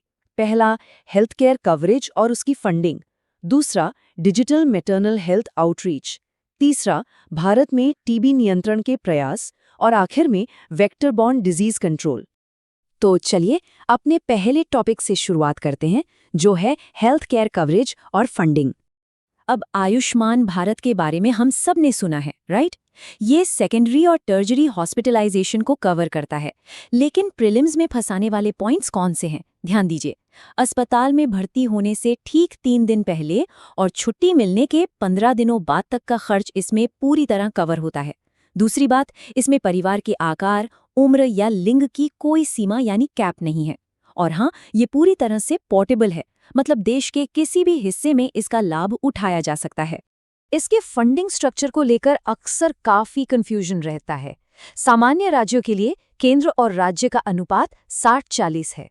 पूर्वोत्तर और हिमालयी राज्यों के लिए ये 90-10 है। जो केंद्र शासित प्रदेश बिना विधायिका वाले हैं, वहां पूरा 100% खर्च केंद्र उठाता है। लेकिन यहाँ सबसे बड़ा ट्रैप क्या है? जम्मू और कश्मीर। एक केंद्र शासित प्रदेश होने के बावजूद यहाँ फंडिंग का अनुपात 90-10 है। इसे बिल्कुल अच्छे से याद कर लीजिए। और इसी से जुड़ा एक बहुत ही रीसेंट अपडेट भी है। वैसे तो ये 35 राज्यों और केंद्र शासित प्रदेशों में लागू है, लेकिन अप्रैल 2025 में ओडिशा और दिल्ली भी आधिकारिक तौर पर इससे जुड़ने जा रहे हैं। तो ये एक बहुत ही crucial current affair data point बन जाता है। चलिए अब माइक्रो लेवल पर चलते हैं, यानी हमारा दूसरा section, digital maternal health outreach. सरकार मैटरनल हेल्थ के लिए टेक्नोलॉजी का इस्तेमाल कैसे कर रही है? इसका सबसे बेहतरीन उदाहरण है किलकारी ऐप। ये ऐप परिवारों को उनके फ़ोन पर सीधा ऑडियो संदेश भेजता है। अब इसमें कैच क्या है? संदेशों की संख्या। ये कुल 72 यानी 72 समय अनुकूल ऑडियो मैसेजेस भेजता है। ये गर्भावस्था की दूसरी तिमाही से शुरू होता है और तब तक चलता है जब तक बच्चा 1 साल का नहीं हो जाता। फिलहाल ये 27 राज्यों और केंद्र शासित प्रदेशों में एक्टिव है। डिजिटल पहलों में ही एक और महत्वपूर्ण नाम है मोबाइल अकेडमी। अगर हम किलकारी और मोबाइल अकेडमी को कंपेयर करें तो किलकारी सिर्फ ऑडियो बेस्ड है, जबकि मोबाइल अकेडमी में ऑडियो वीडियो काउंसलिंग दोनों शामिल हैं। ये 28 राज्यों में काम कर रही है। लेकिन सबसे ज्यादा ध्यान देने वाली बात इनकी भाषा है।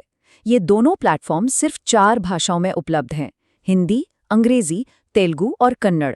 एग्जाम में अक्सर इन्हीं भाषाओं को बदलकर स्टेटमेंट दिए जाते हैं। आगे बढ़ते हैं अपने तीसरे महत्वपूर्ण टॉपिक की ओर, भारत में ट्यूबरकुलोसिस यानी टीबी नियंत्रण। टीबी मरीजों को इलाज के दौरान सरकार एक डायरेक्ट बेनिफिट ट्रांसफर या वित्तीय सहायता देती है। अब यह अमाउंट कितना है? यह हर महीने बिल्कुल सटीक 1000 रुपये है। इस तरह के एग्जैक्ट फिगर्स अक्सर स्टेटमेंट बेस्ड सवालों का हिस्सा बन जाते हैं। टीबी नियंत्रण के तहत 2 प्रमुख प्रोग्राम्स हैं और इनके बीच का अंतर समझना बहुत जरूरी है। पहला है टीबी मुक्त भारत अभियान, जिसका व्यापक लक्ष्य है नए मामलों को खोजना और मौतों को कम करना। लेकिन दूसरी तरफ है निक्षय मित्र। इसका काम बिल्कुल स्पेसिफिक है। यह टीबी मरीजों और उनके परिवारों को न्यूट्रिशनल सपोर्ट यानी पोषण संबंधी सहायता देता है। दोनों के ऑब्जेक्टिव्स आपस में मिक्स नहीं करने हैं। तो क्या इन प्रयासों का कोई वास्तविक असर हो रहा है? बिल्कुल। 2015 से 2023 के बीच के डेटा को देखें तो टीबी के नए मामलों या इंसिडेंट्स में 18% की कमी दर्ज की गई है। और जो बात ज़्यादा प्रॉमिसिंग है वो ये कि मृत्यु दर में इससे भी ज़्यादा 21% की गिरावट आई है। ये साफ दिखाता है कि ट्रीटमेंट की क्वालिटी बेहतर हुई है। और ट्रीटमेंट की बात करें तो इसके कवरेज का विस्तार अभूतपूर्व रहा है। 2015 में टीबी के इलाज का कवरेज केवल 53% था, लेकिन 2023 तक आते आते ये सीधे 85% के स्तर पर पहुंच गया है। सस्टेनेबल डेवलपमेंट गोल्स यानी SDG को हासिल करने के लिए ये बहुत ही निर्णायक आंकड़ा है। चलिए अब अपने आखिरी और चौथे पिलर की ओर बढ़ते हैं, vector borne disease control. National vector borne disease control programme, इसके तहत कुल 6 बीमारियों को कवर किया गया है। और आपको ये 6 नाम बिल्कुल जुबानी याद होने चाहिए: malaria, Japanese encephalitis, dengue, chikungunya, काला अजार और लिम्फेटिक फाइलेरियासिस। एग्जाम में अक्सर ऑप्शन में जीका या निपा वायरस डालकर कंफ्यूज किया जाता है। तो याद रखें, लिस्ट में सिर्फ यही 6 बीमारियां हैं। अगर इसके एडमिनिस्ट्रेशन की बात करें तो केंद्र और राज्य के बीच एक बहुत ही स्पष्ट लाइन खींची गई है। इसे जमीनी स्तर पर लागू करने या इम्प्लीमेंट करने की पूरी जिम्मेदारी राज्यों और केंद्र शासित प्रदेशों की है। वहीं दिल्ली में स्थित निदेशालय का काम केवल पॉलिसी बनाना, तकनीकी मदद देना और फंड्स उपलब्ध कराना है। निदेशालय खुद फील्ड में जाकर इसे लागू नहीं करता। तो इस पूरी चर्चा को खत्म करने से पहले आपके लिए एक छोटा सा सवाल। अभी हमने आयुष्मान भारत के बारे में बात की थी। क्या आपको याद है कि आयुष्मान भारत के तहत केंद्र और केंद्र शासित प्रदेश जम्मू कश्मीर के बीच फंडिंग का सटीक अनुपात क्या है? याद रहे, केंद्र शासित प्रदेश होने के बावजूद ये अनुपात 100% नहीं है, बल्कि 90-10 है। यही वो बारीक डिटेल्स हैं जो प्रीलिम्स में आपको दूसरों से आगे रखेंगी। इस विश्लेषण में हमारे साथ बने रहने के लिए शुक्रिया। तैयारी करते रहें और हम जल्द मिलेंगे अगले टॉपिक के साथ। नमस्कार दोस्तों, आज के इस हाई एनर्जी विश्लेषण में आप सभी का स्वागत है। आज हम सीधे इंडिया ईयरबुक 2026 के पन्नों से निकलकर भारत की एजुकेशन पॉलिसीज का डीप डाइव करने वाले हैं। ये एक ऐसा टॉपिक है जो यूपीएससी प्रीलिम्स के लिए एकदम कोर और अनिवार्य है। तो बिना किसी देरी के चलिए सीधे डेटा और फैक्ट्स पर आते हैं और इस कॉम्प्लेक्स पॉलिसी लैंडस्केप को एकदम आसान भाषा में समझते हैं। सरकारी डेटा पढ़ना कभी-कभी बड़ा डेंस और बोरिंग लगता है ना? पर फिक्र मत कीजिए, हमने इस डेंस डेटा को एक डायनामिक और विजुअल स्ट्रक्चर में बदल दिया है ताकि ये सारे हाई यील्ड फैक्ट्स सीधे आपकी मेमोरी में छप जाएं। क्योंकि जब इन्फॉर्मेशन ऐसे स्ट्रक्चर्ड फॉर्म में होती है तो एग्जाम में उसको रिकॉल करना बेहद आसान हो जाता है। तो आज के इस एक्सप्लेनर का रोड मैप बिल्कुल क्लियर है। 3 मेन पिलर्स पर हमारा फोकस होगा। पहला, राइट टू एजुकेशन। दूसरा, NEP 2020 का स्ट्रक्चरल विजन। और तीसरा, एन पॉलिसीज को जमीन पर उतारने वाली मॉडर्न स्कीम्स। चलिए सबसे पहले बात करते हैं पहले पिलर की, यानी राइट टू एजुकेशन और उसके लीगल फाउंडेशन की। RTE एक्ट का फंडा बिल्कुल साफ है। 6 से 14 साल के बच्चों के लिए फ्री और कंपल्सरी प्राइमरी एजुकेशन एक फंडामेंटल राइट यानी मौलिक अधिकार है। अब ये 6 से 14 साल वाला जो एज ब्रैकेट है ना, इसको बिल्कुल दिमाग में बिठा लीजिए। प्रीलिम्स में एग्जाम रिकॉल के दृष्टिकोण से ये फैक्ट डायरेक्ट और बार बार पूछा जाता है। अब सोचिए, ये आरटीई जमीन पर काम कैसे करता है? इसने सेंटर और स्टेट गवर्नमेंट्स के बीच फाइनेंशियल रिस्पॉन्सिबिलिटीज को क्लियरली डिवाइड किया है ताकि फंडिंग की कोई रुकावट ना आए। दूसरी बात, बच्चों को उनके पड़ोस के स्कूल यानी नेबरहुड स्कूल्स के जरिए एजुकेशन मिले, इस पर खास जोर है। एक और जरूरी पॉइंट, इसका बेसिक फोकस वीकर सेक्शंस और डिसएडवांटेज्ड ग्रुप्स पर है। और हाँ, 2012 और 2017 के जो अमेंडमेंट्स थे ना, उन्होंने स्पेसिफिकली टीचर क्वालिफिकेशंस को टारगेट किया था ताकि एक्सेस के साथ साथ पढ़ाई की क्वालिटी भी टॉप नॉच रहे। और अब इस नंबर को ध्यान से देखिए, 25%। ये एक लैंडमार्क फिगर है। ये क्लियरली दर्शाता है कि माइनॉरिटी इंस्टीट्यूशंस को छोड़कर देश के हर अनएडेड प्राइवेट स्कूल को अपने एंट्री लेवल पर कम से कम 25% सीटें वीकर सेक्शंस और डिसएडवांटेज ग्रुप्स के लिए रिजर्व करनी ही पड़ेंगी। ये डायरेक्ट डेटा पॉइंट सीधे तौर पर इंक्लूसिव एजुकेशन और इक्वालिटी की बात करता है। तो ये थी बेसिक एक्सेस की बात। अब आते हैं अपने दूसरे पिलर पर, एनईपी 2020 का स्ट्रक्चरल विजन और उसमें होने वाले बदलाव। आप सब जानते हैं कि पुराना एजुकेशन मॉडल काफी हद तक रोट लर्निंग यानी रट्टे मारने पर चल रहा था, पर नया विजन सच में एक गेम चेंजर पिवट है। ये पूरी तरह से कॉम्पिटेंसी बेस्ड है। इसका मेन टारगेट बच्चों में क्रिएटिविटी और क्यूरियोसिटी को जगाना है ताकि एक लाइफ लॉन्ग लर्निंग की नींव बन सके। और इस नए विजन को शेप देने के लिए लाया गया है ये 5+3+3+4 का नया फॉर्मेट। आइए इस मैथ को समझते हैं। पहले 5 साल फाउंडेशनल स्टेज को कवर करते हैं, अगले 3 साल प्रिपरेटरी स्टेज के लिए हैं, उसके बाद वाले 3 साल मिडिल स्टेज और आखिरी 4 साल सेकेंडरी स्टेज को दर्शाते हैं। ये पूरा मॉडल साइंटिफिकली डिजाइन किया गया है ताकि बच्चे की समझ उसकी उम्र के हिसाब से नेचुरल तरीके से डेवलप हो। सिलेबस तो नया सेट हो गया, पर इवैल्यूएट कैसे करेंगे? यहां आती है परख की बात। इसकी फुल फॉर्म ध्यान में रखना बहुत जरूरी है। Performance assessment, review and analysis of knowledge for holistic development. इसे 2023 में एस्टैब्लिश किया गया था। इसका मेन ऑब्जेक्टिव क्या है? सिंपल, देश भर के अलग अलग स्कूल बोर्ड्स के बीच इवैल्यूएशन में जो फर्क होता था उसे खत्म करना और एक स्टैंडर्ड नेशनल असेसमेंट फ्रेमवर्क तैयार करना। अब बढ़ते हैं अपने तीसरे और आखिरी पिलर की ओर, एक्शन अंडर मॉडर्न स्कीम्स, यानी इस पूरे विजन को फंड करना और ग्राउंड पर एग्जीक्यूट करना। जमीनी स्तर पर एक्शन का सबसे पहला और बड़ा एग्जाम्पल है पीएम श्री, जिसका अर्थ है prime minister schools for rising India. अब याद रखिएगा, ये एक सेंट्रली स्पॉन्सर्ड स्कीम है। इसका काम सिर्फ नई बिल्डिंग्स खड़ी करना नहीं है, बल्कि पुराने स्कूल्स को ऐसे मॉडल इंस्टीट्यूशंस में ट्रांसफॉर्म करना है जो एनईपी 2020 के ऊंचे स्टैंडर्ड्स को एग्जैक्टली मीट करते हों। अगर इसके इम्प्लीमेंटेशन पर गौर करें तो इसकी टाइमलाइन 2022-23 से 2026-27 तक तय की गई है। इस ड्यूरेशन को जरूर नोट कर लीजिए। इस स्कीम में स्कूल्स को न सिर्फ फाइनेंशियल सपोर्ट बल्कि टेक्निकल मदद भी मिल रही है। मतलब इंफ्रास्ट्रक्चर और पेडागॉजी दोनों एक साथ अपग्रेड होंगे। साथ ही बेहतर गवर्नेंस और लोकल कम्युनिटी की भागीदारी बढ़ाना भी इसका एक बहुत बड़ा हिस्सा है। और दोस्तों, हम सब जानते हैं कि एजुकेशन नेटवर्क में न्यूट्रिशन कितनी फाउंडेशनल कड़ी है। इसी कमी को पूरा करता है पीएम पोषण, प्रधानमंत्री पोषण शक्ति निर्माण। इसे केवल एक ऑर्डिनरी स्कीम के रूप में मत देखिएगा। ये एक rights based centrally sponsored scheme है जिसे नेशनल फूड सिक्योरिटी एक्ट 2013 के अंतर्गत लागू किया गया है। ये लीगल बैकिंग इस पॉलिसी का वजन बहुत बढ़ा देती है। अब इसके नए फीचर्स पर ध्यान दीजिएगा जो एग्जाम पॉइंट ऑफ व्यू से काफी अहम है। पीएम पोषण अब बाल वाटिका को भी कवर करता है, जो क्लास 1 से ठीक पहले की प्रिपरेटरी स्टेज है। ये न्यूट्रिशन कवरेज आगे बढ़कर क्लास 8 तक के गवर्नमेंट और गवर्नमेंट एडेड स्कूल्स में लागू होता है। स्कूल के दिनों में बच्चों को गर्म पौष्टिक खाना देने का एक बड़ा एम सिर्फ पेट भरना नहीं है, बल्कि बच्चों की अटेंडेंस बढ़ाना और उन्हें लॉन्ग टर्म तक स्कूल सिस्टम से जोड़े रखना भी है। तो फाइनली इस पूरी चर्चा को एक साथ जोड़कर देखते हैं। एक तरफ हमारे पास 5+3+3+4 जैसा मैसिव स्ट्रक्चरल ओवरहॉल है और दूसरी तरफ पीएम पोषण जैसी ग्राउंड लेवल न्यूट्रिशनल स्कीम्स। जरा सोचिए, जब ये आपस में जुड़ी हुई पॉलिसीज एक साथ लगातार रन करेंगी तो 2030 तक भारत की अगली पीढ़ी की एक्चुअल क्षमताओं में कितना बड़ा और पॉजिटिव बदलाव देखने को मिलेगा। इसी थॉट प्रोवोकिंग सवाल और डीप कनेक्शन के साथ हमारा आज का ये विश्लेषण यहीं पूरा होता है। अपना वक्त देने और साथ जुड़ने के लिए बहुत बहुत शुक्रिया।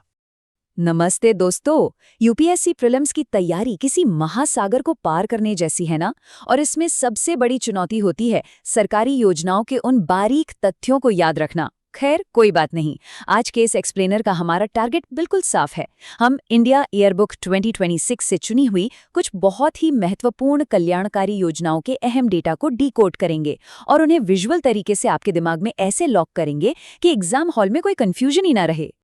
देखिए, होता क्या है कि लास्ट मिनट रिवीजन में हम अक्सर सबसे ज़रूरी डेटा पॉइंट्स को मिक्सअप कर देते हैं, लेकिन जब हम इन्हीं तथ्यों को एक सही कॉन्टेक्स्ट के साथ देखते हैं तो वो ऑप्शंस में से सही जवाब ढूंढना बहुत आसान हो जाता है।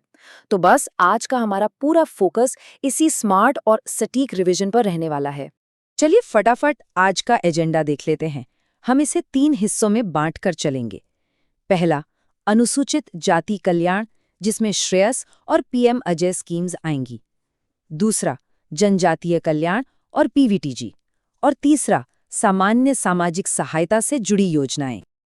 तो बिना किसी देरी के शुरू करते हैं हमारा पहला सेगमेंट, अनुसूचित जाति कल्याण के तहत श्रेयस और पीएम अजय योजनाएं। अब कोई भी स्कीम कितनी भी अच्छी क्यों ना हो, उसकी सफलता उसके लागू होने के तरीके पर टिकी होती है, राइट? तो छात्रवृत्ति का पैसा सही हाथों में बिना किसी लीकेज के कैसे पहुंचेगा? इसके लिए इस्तेमाल होता है डायरेक्ट बेनिफिट ट्रांसफर यानी डीबीटी और आधार पेमेंट ब्रिज। और हाँ, राज्य और केंद्र के डेटा में कोई मिसमैच ना हो, इसके लिए स्टेट पोर्टल्स को सीधे नेशनल स्कॉलरशिप पोर्टल के साथ एपीआई के जरिए जोड़ दिया गया है। ये एक बहुत ही शानदार उदाहरण है कि कैसे टेक्नोलॉजी ने गवर्नेंस को पारदर्शी बनाया है।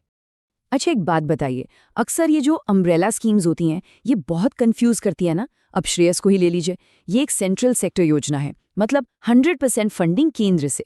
इसके 3 मुख्य हिस्से हैं जिन्हें हमें अलग अलग याद रखना है। पहला, विदेश में पढ़ाई के लिए नेशनल ओवरसीज स्कॉलरशिप। दूसरा, एमफिल या पीएचडी के लिए नेशनल फेलोशिप। और तीसरा, कॉम्पिटिटिव एग्जाम्स के लिए मुफ्त कोचिंग। बिल्कुल सिंपल। अब यहाँ पर एक बहुत ही क्रिटिकल डेटा पॉइंट आता है, 8 लाख रुपए। राष्ट्रीय प्रवासी छात्रवृत्ति का फायदा उठाने के लिए परिवार की सालाना आय की लिमिट 8 लाख रुपए रखी गई है। और सुनिए, इसमें एक बड़ा कैच और है, एक परिवार से अधिकतम 2 भाई बहन ही इसका लाभ उठा सकते हैं। एग्जामिनर अक्सर ऐसे ही एक्सक्लूजन क्राइटेरिया को घुमा फिराकर स्टेटमेंट्स में देते हैं, तो इसे बिल्कुल मत भूलिएगा। एक और जरूरी नंबर, 30%। इस नेशनल ओवरसीज स्कॉलरशिप स्कीम में पात्र महिला अनुसूचित जाति की छात्राओं के लिए 30% सीटें खास तौर पर रिजर्व्ड हैं। महिला सशक्तिकरण के एंगल से अगर देखें तो प्रीलिम्स के मल्टीपल चॉइस स्टेटमेंट्स के लिए ये एक बहुत ही संभावित और इम्पॉर्टेंट पॉइंट बन जाता है। चलिए, अब श्रेयस के दूसरे हिस्से यानी नेशनल फेलोशिप पर आते हैं। यहाँ भी कुछ बारीकियां हैं। ये फेलोशिप किसी भी रैंडम कोर्स के लिए नहीं है। ये सिर्फ विज्ञान, मानविकी और सामाजिक विज्ञान में एमफिल या पीएचडी करने के लिए है। और सबसे जरूरी बात, इंस्टीट्यूशन यूजीसी से मान्यता प्राप्त होना चाहिए। यही वो छोटे छोटे डिटेल्स हैं जहां अक्सर हम गलती कर बैठते हैं। एजुकेशन से थोड़ा आगे बढ़ते हैं और बात करते हैं इंफ्रास्ट्रक्चर की। एंटर पीएम अजय योजना। इसका मकसद सिर्फ एक क्षेत्र तक सीमित नहीं है। ये गरीबी कम करने, कौशल विकास के जरिए रोजगार पैदा करने और गांवों में पक्का बुनियादी ढांचा खड़ा करने पर फोकस करती है। मतलब एक पूरा का पूरा सामाजिक आर्थिक ओवरहॉल। अब पीएम अजय में एक आदर्श ग्राम घटक है और यहाँ एग्जामिनर आपको कहाँ फंसा सकता है? 40% की लिमिट पर। ये घटक सिर्फ और सिर्फ उन गांवों पर फोकस करता है जहां अनुसूचित जाति की आबादी 40% से ज्यादा है। वो आपको ऑप्शंस में 25% या 50% देकर कंफ्यूज करने की कोशिश करेंगे, लेकिन आपको एकदम क्लियर रहना है, 40% से अधिक। तो चलिए अब अपने दूसरे महत्वपूर्ण सेगमेंट की तरफ बढ़ते हैं, जनजातीय कल्याण और पीवीटीजी। पीवीटीजी यानी पर्टिकुलरली वनरेबल ट्राइबल ग्रुप्स। वर्तमान में पूरे भारत के 18 राज्यों और अंडमान निकोबार द्वीप समूह में कुल 75 ऐसे समुदायों की पहचान की गई है। ये 3 चीजें ना, 75 समुदाय, 18 राज्य और अंडमान, इन्हें एकदम अपने नोट्स में हाईलाइट कर लीजिए क्योंकि ये क्लासिक प्रीलिम्स फैक्ट्स हैं। अगर हम थोड़ी मैक्रो पिक्चर देखें तो 2011 के सेंसस के मुताबिक भारत में कुल अनुसूचित जनजाति की आबादी 10.45 करोड़ है और इसी विशाल आबादी के अंदर आते हैं हमारे वो 75 पीवीटीजी समुदाय, जिन्हें विकास की मुख्य धारा में लाने के लिए सबसे ज्यादा और सबसे विशेष कल्याणकारी योजनाओं की जरूरत है। और इन्हीं पीवीटीजी समुदायों के लिए सबसे बड़ी और हालिया पहलों में से एक है पीएम जनमन। इसे वर्ष 2023 में लॉन्च किया गया था, ये साल याद रखिएगा। इसका सीधा सा उद्देश्य है इन अति कमजोर समूहों तक पक्के घर, सड़क, साफ पानी और बिजली जैसी एकदम बेसिक सुविधाएं सीधे तौर पर पहुंचाना। पानी की पहुंच की बात करें तो एक बहुत ही शानदार पहल है 1000 स्प्रिंग्स या 1000 झरने पहल। इसे 2019 में लॉन्च किया गया था। अब यहाँ जो बात इसे खास बनाती है वो है इसका इंटरनेशनल कोलैबोरेशन मॉडल। ये यूएनडीपी और भारत के जनजातीय मामलों के मंत्रालय का एक जॉइंट एफर्ट है, जिसका लक्ष्य प्राकृतिक झरनों का संरक्षण करना है।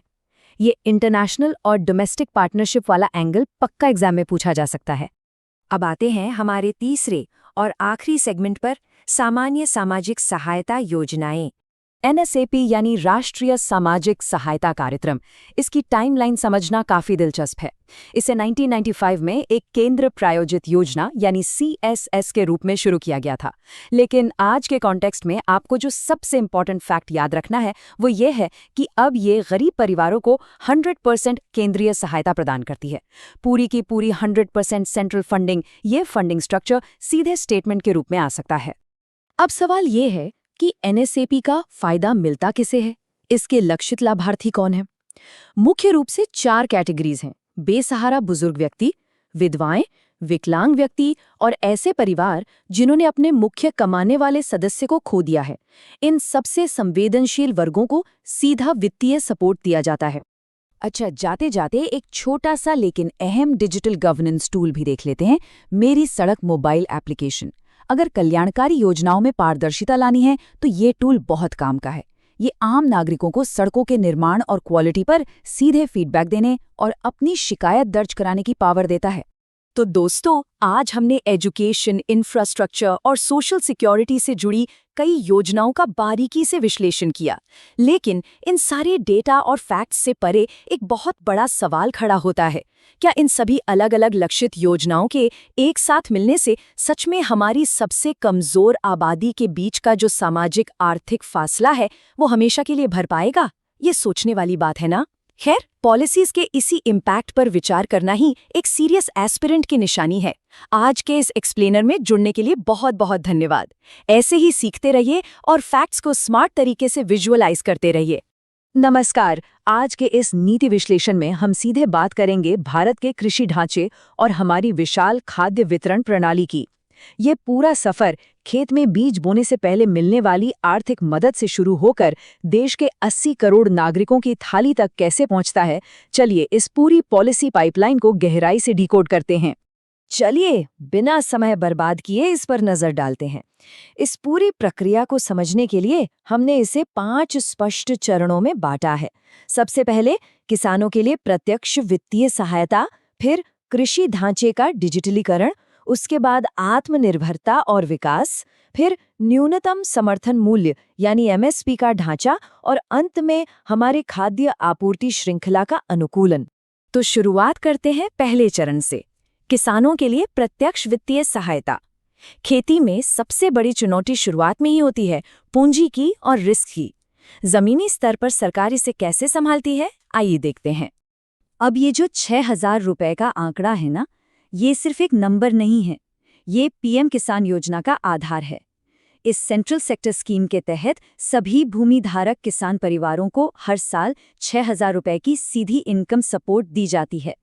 ये पैसा 3 किश्तों में सीधे बैंक अकाउंट में आता है, ताकि बुवाई के समय पैसे की कोई तंगी ना हो।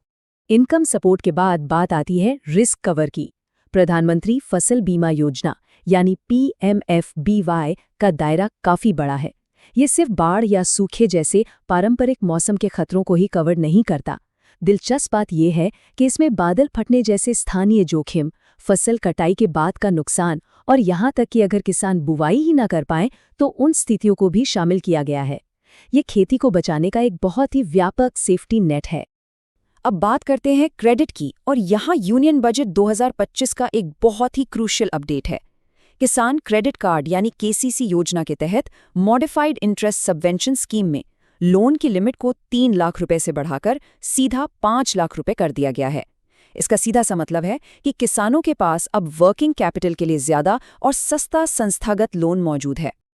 आगे बढ़ते हैं दूसरे चरण पर, जो है भारत के कृषि ढांचे का डिजिटलीकरण। यहाँ पारंपरिक खेती का सीधा आमना सामना आधुनिक तकनीक और डेटा साइंस से होता है।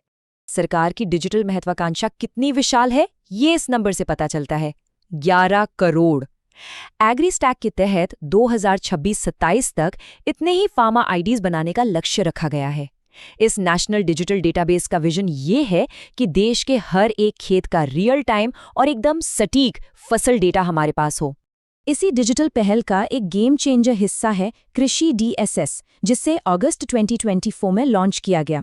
ये एक ऐसा टेक्नोलॉजिकल प्लेटफॉर्म है जो खेती की प्लानिंग को अंदाजे से निकालकर जियोस्पेशियल साइंस में बदल रहा है। ये सिस्टम 6 अलग अलग मॉडल्स का इस्तेमाल करके फसल योजना और सिंचाई जैसे मामलों में एकदम सटीक और वैज्ञानिक फैसले लेने में मदद करता है। चलिए अब तीसरे चरण की ओर चलते हैं, आत्मनिर्भरता और विकास को बढ़ावा देना। हम सब जानते हैं कि भारत कुछ अहम संसाधनों के आयात पर काफी निर्भर है, तो इसे कम करने के लिए खासकर खाद्य तेल और डेयरी सेक्टर में क्या रणनीति है? खाद्य तेल के मामले में हमारी रणनीति कैसे बदल रही है, इसे देखिए। एक तरफ 2021 का पाम ऑयल मिशन यानी NMEOOP है, जिसका फोकस इंडोनेशिया जैसे देशों से क्रूड पाम ऑयल का आयात घटाना है। और दूसरी तरफ है बिल्कुल नया अक्टूबर 2024 में मंजूर हुआ तिलहन मिशन यानी NMEOS। ये 7 साल का एक बड़ा मिशन है जिसका सीधा सा लक्ष्य भारत को खाद्य तेल के उत्पादन में पूरी तरह से आत्मनिर्भर बनाना है। और इस आत्मनिर्भरता के लक्ष्य को मापा जा रहा है इस बड़े आंकड़े से, 69.7 मिलियन टन। तिलहन मिशन के तहत 2030-31 तक घरेलू तेल उत्पादन का यही टारगेट रखा गया है। जरा सोचिए, 2022-23 में यह आंकड़ा सिर्फ 39 मिलियन टन था, जिसे बढ़ाकर यहां तक ले जाना है। आत्मनिर्भरता का दूसरा बड़ा पिलर है डेयरी। सितंबर 2024 में सहकारिता मंत्रालय ने श्वेत क्रांति 2.0 यानी व्हाइट रेवोल्यूशन 2.0 की शुरुआत की। इसका मेन फोकस है कोऑपरेटिव मॉडल के जरिए दूध के उत्पादन को बढ़ाना और डेयरी के बुनियादी ढांचे को पूरी तरह मॉडर्नाइज करना। इसे राष्ट्रीय गोकुल मिशन और राष्ट्रीय डेयरी विकास कार्यक्रम जैसी बड़ी योजनाओं के जरिए जमीन पर उतारा जा रहा है। अब आते हैं चौथे चरण पर, न्यूनतम समर्थन मूल्य यानी MSP का ढांचा। फसल सफलतापूर्वक तैयार होने के बाद सरकार किसानों की आय कैसे सुरक्षित करती है, आइए इसे समझते हैं। हमारी खरीद नीति का पूरा गणित इस 1.5 गुना यानी 1.5x के फॉर्मूले पर टिका है। ये पॉलिसी 2018-19 से अनिवार्य करती है कि MSP अखिल भारतीय भारित औसत उत्पादन लागत, जिसे हम all India weighted average cost of production कहते हैं, उस पर कम से कम 50% का रिटर्न जरूर दे। लेकिन ये सब तय कौन करता है? यहाँ रोल आता है कृषि लागत और मूल्य आयोग यानी CACP का। रबी और खरीफ की बुवाई से पहले CACP इनपुट कॉस्ट और एक उचित लाभ मार्जिन का कैलकुलेशन करता है। इसका सबसे बड़ा मकसद यही है कि किसानों को मजबूरी में अपनी फसल औने पौने दाम पर न बेचनी पड़े, जिसे हम डिस्ट्रेस सेल कहते हैं। तो यहाँ एक बहुत ही दिलचस्प सवाल उठता है। सरकार ने MSP पर लाखों टन अनाज खरीद तो लिया, लेकिन ये विशाल भंडार सुरक्षित और पारदर्शी तरीके से देश के 80 करोड़ नागरिकों तक पहुंचता कैसे है? और यहीं से हम एंटर करते हैं अपने 5वें और आखिरी चरण में, खाद्य आपूर्ति श्रृंखला का अनुकूलन। ये लॉजिस्टिक्स और कल्याणकारी योजनाओं का एक बहुत ही कमाल का कॉम्बिनेशन है। इसके स्केल को समझने के लिए प्रधानमंत्री गरीब कल्याण अन्न योजना को ही ले लीजिए। ये योजना 80 करोड़ से ज्यादा लाभार्थियों को मुफ्त अनाज दे रही है। और सबसे शानदार बात यह है कि इसे one nation one ration card यानी ONRC के साथ जोड़ दिया गया है। मतलब अगर कोई प्रवासी मजदूर देश के किसी भी कोने में काम कर रहा है तो भी वो अपने राशन के हक से नहीं चूकेगा। अब इस पूरी प्रक्रिया में जो चीज सबसे ज्यादा हैरान करती है वो है अन्न चक्र। ये कोई साधारण सप्लाई चेन नहीं है, ये एक बेहद एडवांस्ड एल्गोरिदम है। अन्न चक्र किसानों और डिपो से लेकर देश भर की 4.37 लाख राशन की दुकानों तक सबसे तेज और सटीक ट्रांसपोर्ट रूट तय करता है। ये रियल टाइम में लॉजिस्टिक्स की बड़ी-बड़ी रुकावटों को चुटकियों में सुलझा रहा है। और ये अन्न चक्र अकेले काम नहीं करता, ये सरकार के बाकी बड़े डिजिटल नेटवर्क्स के साथ पूरी तरह सिंक है, जैसे रेलवे का FOIS system, unified logistics interface platform यानी यूलिप और पीएम गति शक्ति। ये सारे सिस्टम मिलकर एक ऐसा डेटा ड्रिवन नेटवर्क बनाते हैं जिसकी एफिशिएंसी वाकई कमाल की है। इस आखिरी सप्लाई फ्लो को भी समझना जरूरी है। इस पूरे सिस्टम को फाइनेंशियली केंद्र सरकार सपोर्ट करती है। राज्यों के डिपो तक अनाज पहुंचाने की ट्रांसपोर्ट सब्सिडी, राशन डीलरों का मार्जिन और यहां तक के ई-पॉस मशीनों से बांटने का जो खर्चा आता है वो सब केंद्र सरकार उठाती है, ताकि आखिरी इंसान तक राशन बिना किसी रुकावट के पहुंच सके। तो हमने देखा कि कैसे आर्थिक मदद से लेकर एल्गोरिदम के जरिए अनाज बांटने तक का ये पूरा सिस्टम काम करता है। आखिर में एक विचार जिस पे हमें जरूर सोचना चाहिए, जब एग्री स्टैक और अन्य चक्र जैसी तकनीकें हमारे खेतों को सीधे डेटा क्लाउड से जोड़ रही हैं, तो क्या हम भारत की पुरानी कृषि समस्याओं के अंत के गवाह बन रहे हैं, या फिर ये एक नई विशाल डिजिटल दुनिया की सिर्फ शुरुआत है? इस नीति विश्लेषण से जुड़ने के लिए बहुत बहुत धन्यवाद। आगे भी ऐसे ही विषयों को गहराई से समझते रहेंगे। इंडिया ईयरबुक 2026 के इस विश्लेषण में सीधे काम की बात करते हैं। यूपीएससी प्रारंभिक परीक्षा के नजरिए से हमारा फोकस उन अहम विधायी और संरचनात्मक बदलावों पर है जो ग्रामीण और शहरी विकास की पूरी तस्वीर को तेजी से बदल रहे हैं। देखिए, 700 से ज्यादा पन्नों की भारी भरकम रिपोर्ट में उलझने का वक्त किसी के पास नहीं है ना? इसलिए हमने सीधे सोर्स मटेरियल से सिर्फ और सिर्फ हाई यील्ड फैक्ट्स और डेटा पॉइंट्स निकाले हैं। हमारा मकसद एकदम साफ है, इन जटिल नीतियों को इस तरह डिकोड करना कि परीक्षा के दिन ये सारे पॉइंट्स तुरंत याद आ जाएं। चीजों को आसानी से याद रखने के लिए हमने इस पूरी चर्चा को 4 मुख्य हिस्सों में बांटा है: ग्रामीण रोजगार और आजीविका, DDU-GKY का क्रमिक विकास, PMAY-G के तहत ग्रामीण आवास और आखिर में PMAY-U 2.0 के तहत शहरी आवास। तो चलिए बिना किसी देरी के अपने पहले हिस्से की तरफ बढ़ते हैं, ग्रामीण रोजगार और आजीविका। यह सबसे बड़ा और ऐतिहासिक अपडेट है। 18 दिसंबर 2025 को पास हुआ विकसित भारत ग्राम जी बिल। ये कोई छोटा मोटा संशोधन नहीं है, ये असल में पुरानी मनरेगा योजना को पूरी तरह से रिप्लेस कर रहा है। जमीनी स्तर पर रोजगार की फंडिंग और इसके स्ट्रक्चर को देखने का पूरा नजरिया अब बिल्कुल बदलने वाला है। और इस नए बिल का जो सबसे अहम आंकड़ा हमें याद रखना है वो है 125। पहले अकुशल शारीरिक श्रम के लिए जो 100 दिनों की गारंटी हुआ करती थी, उसे अब आधिकारिक तौर पर बढ़ाकर एक वित्तीय वर्ष में पूरे 125 दिन कर दिया गया है। प्रीलिम्स के नजरिए से ये सीधा और बेहद जरूरी सवाल बन सकता है। इसी ग्रामीण आजीविका के ढांचे में एक और बहुत ही शानदार पहल है लखपति दीदी। ये टर्म खास तौर पर उन सशक्त महिला उद्यमियों को परिभाषित करता है जिन्हें 1.5 लाख रुपए तक के लोन पर अधिकतम 3 साल के लिए एडिशनल इंटरेस्ट सबवेंशन यानी ब्याज में अतिरिक्त छूट मिल रही है। ये महिला सशक्तिकरण और वित्तीय समावेशन का बिल्कुल सटीक उदाहरण है। इसके अलावा इन आजीविका योजनाओं को सफल बनाने में टेक्नोलॉजी अपना पूरा दम दिखा रही है। 2022 का जलदूत ऐप इसका एक बेहतरीन उदाहरण है। ये ऐप न सिर्फ जल संसाधनों की बेहतर निगरानी करता है, बल्कि जैव विविधता को बचाने और सस्टेनेबल आजीविका को बढ़ावा देने में भी एक बड़ा गेम चेंजर साबित हो रहा है। अब आते हैं हमारे दूसरे सेक्शन पर, DDU-GKY यानी DDU-GKY का क्रमिक विकास। किसी भी मौजूदा पॉलिसी के लक्ष्यों को गहराई से समझने के लिए उसका इतिहास जानना बहुत काम आता है। इस टाइमलाइन को देखिए। सफर 1999 में SGSY के रूप में शुरू हुआ, फिर 2010 में यह NRLM बना, 2013 में आजीविका स्किल्स के रूप में इसे नया रूप मिला और फाइनली 2014 में DDU-GKY की घोषणा हुई। ये क्रमिक विकास साफ दिखाता है कि नीतियां वक्त के साथ कैसे इवॉल्व होती हैं। और इस पूरी जर्नी का अल्टीमेट गोल क्या है? भारत के डेमोग्राफिक सरप्लस को एक ग्लोबल डेमोग्राफिक डिविडेंड में बदलना। मतलब एकदम साफ है, ग्रामीण युवाओं को इतने बेहतरीन कौशल से लैस करना कि वो पूरी दुनिया में स्किल्ड लेबर की पहली पसंद बन जाएं। चलिए अब इंफ्रास्ट्रक्चर की बात करते हैं। हमारा तीसरा हिस्सा है PMAY-G के तहत ग्रामीण आवास के लक्ष्य। यहाँ 2.95 करोड़ का आंकड़ा बिल्कुल दिमाग में बैठा लेना है। ये महज एक संख्या नहीं है, ये बेघर और कच्चे मकानों में रहने वाले परिवारों के लिए बुनियादी सुविधाओं वाले 2.95 करोड़ पक्के मकान बनाने का एक विशाल टारगेट है। ये ग्रामीण भारत के जीवन स्तर को उठाने का एक बहुत बड़ा पैमाना है। ग्रामीण विकास के बाद अब नजर डालते हैं हमारे चौथे और आखिरी हिस्से पर, PMAYU 2.0 के तहत शहरी आवास। शहरी क्षेत्रों के लिए बजट का स्केल बिल्कुल अलग है। इस 5 साल के शहरी मिशन के लिए पूरे 2.30 लाख करोड़ रुपए की भारी भरकम वित्तीय सहायता आवंटित की गई है। इस बड़े बजट का सीधा मकसद 1 करोड़ शहरी गरीब और मध्यम वर्ग के परिवारों को उनके अपने घर का सपना पूरा करने में मदद करना है। इस पूरे अर्बन मिशन की आत्मा में सस्टेनेबल डेवलपमेंट गोल्स का वो बुनियादी सिद्धांत बसा है, लीव नो वन बिहाइंड, यानी कोई भी पीछे न छूटे। ये सुनिश्चित करता है कि विकास की इस दौड़ में समाज का हर एक तबका शामिल हो।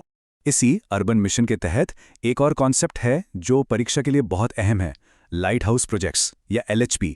टेक्नोलॉजी सबमिशन के तहत ये तेज, लागत प्रभावी और सस्टेनेबल कंस्ट्रक्शन तकनीकें देश के 6 विशिष्ट राज्यों में लागू की जा रही हैं, और वो राज्य हैं गुजरात, झारखंड, मध्य प्रदेश, तमिलनाडु, त्रिपुरा और उत्तर प्रदेश।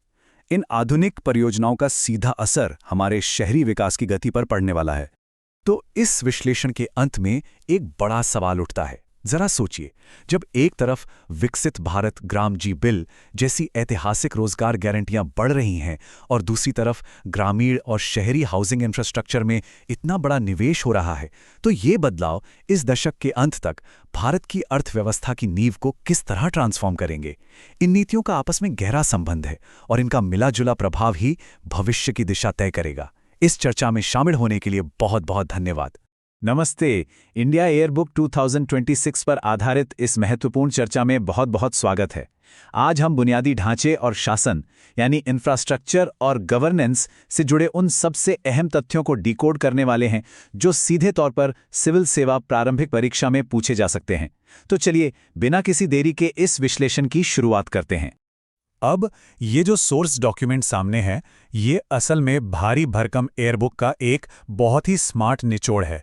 इसमें से वो तमाम फालतू की चीज़ें हटा दी गई हैं जिनकी ज़रूरत नहीं है, और सिर्फ वही सटीक डेटा पॉइंट्स और स्कीम्स निकाली गई हैं जो 2026 के प्रीलिम्स में क्विक रिवीजन के लिए बिल्कुल परफेक्ट हैं। तो आज का हमारा एजेंडा एकदम सिलेबस के हिसाब से तैयार किया गया है। हम ज़मीनी स्तर के शासन से शुरुआत करेंगे, फिर रेलवे नेटवर्क के विस्तार को समझेंगे, उसके बाद सड़क मार्ग और हाई स्पीड कॉरिडोर की बात करेंगे, और आखिर में अंतर्देशीय जल मार्ग विकास पर चर्चा करेंगे। आइए एक एक करके इन्हें कवर करते हैं। सबसे पहले एडमिनिस्ट्रेशन के बिल्कुल ज़मीनी स्तर यानी ग्रासरूट लेवल की बात करते हैं।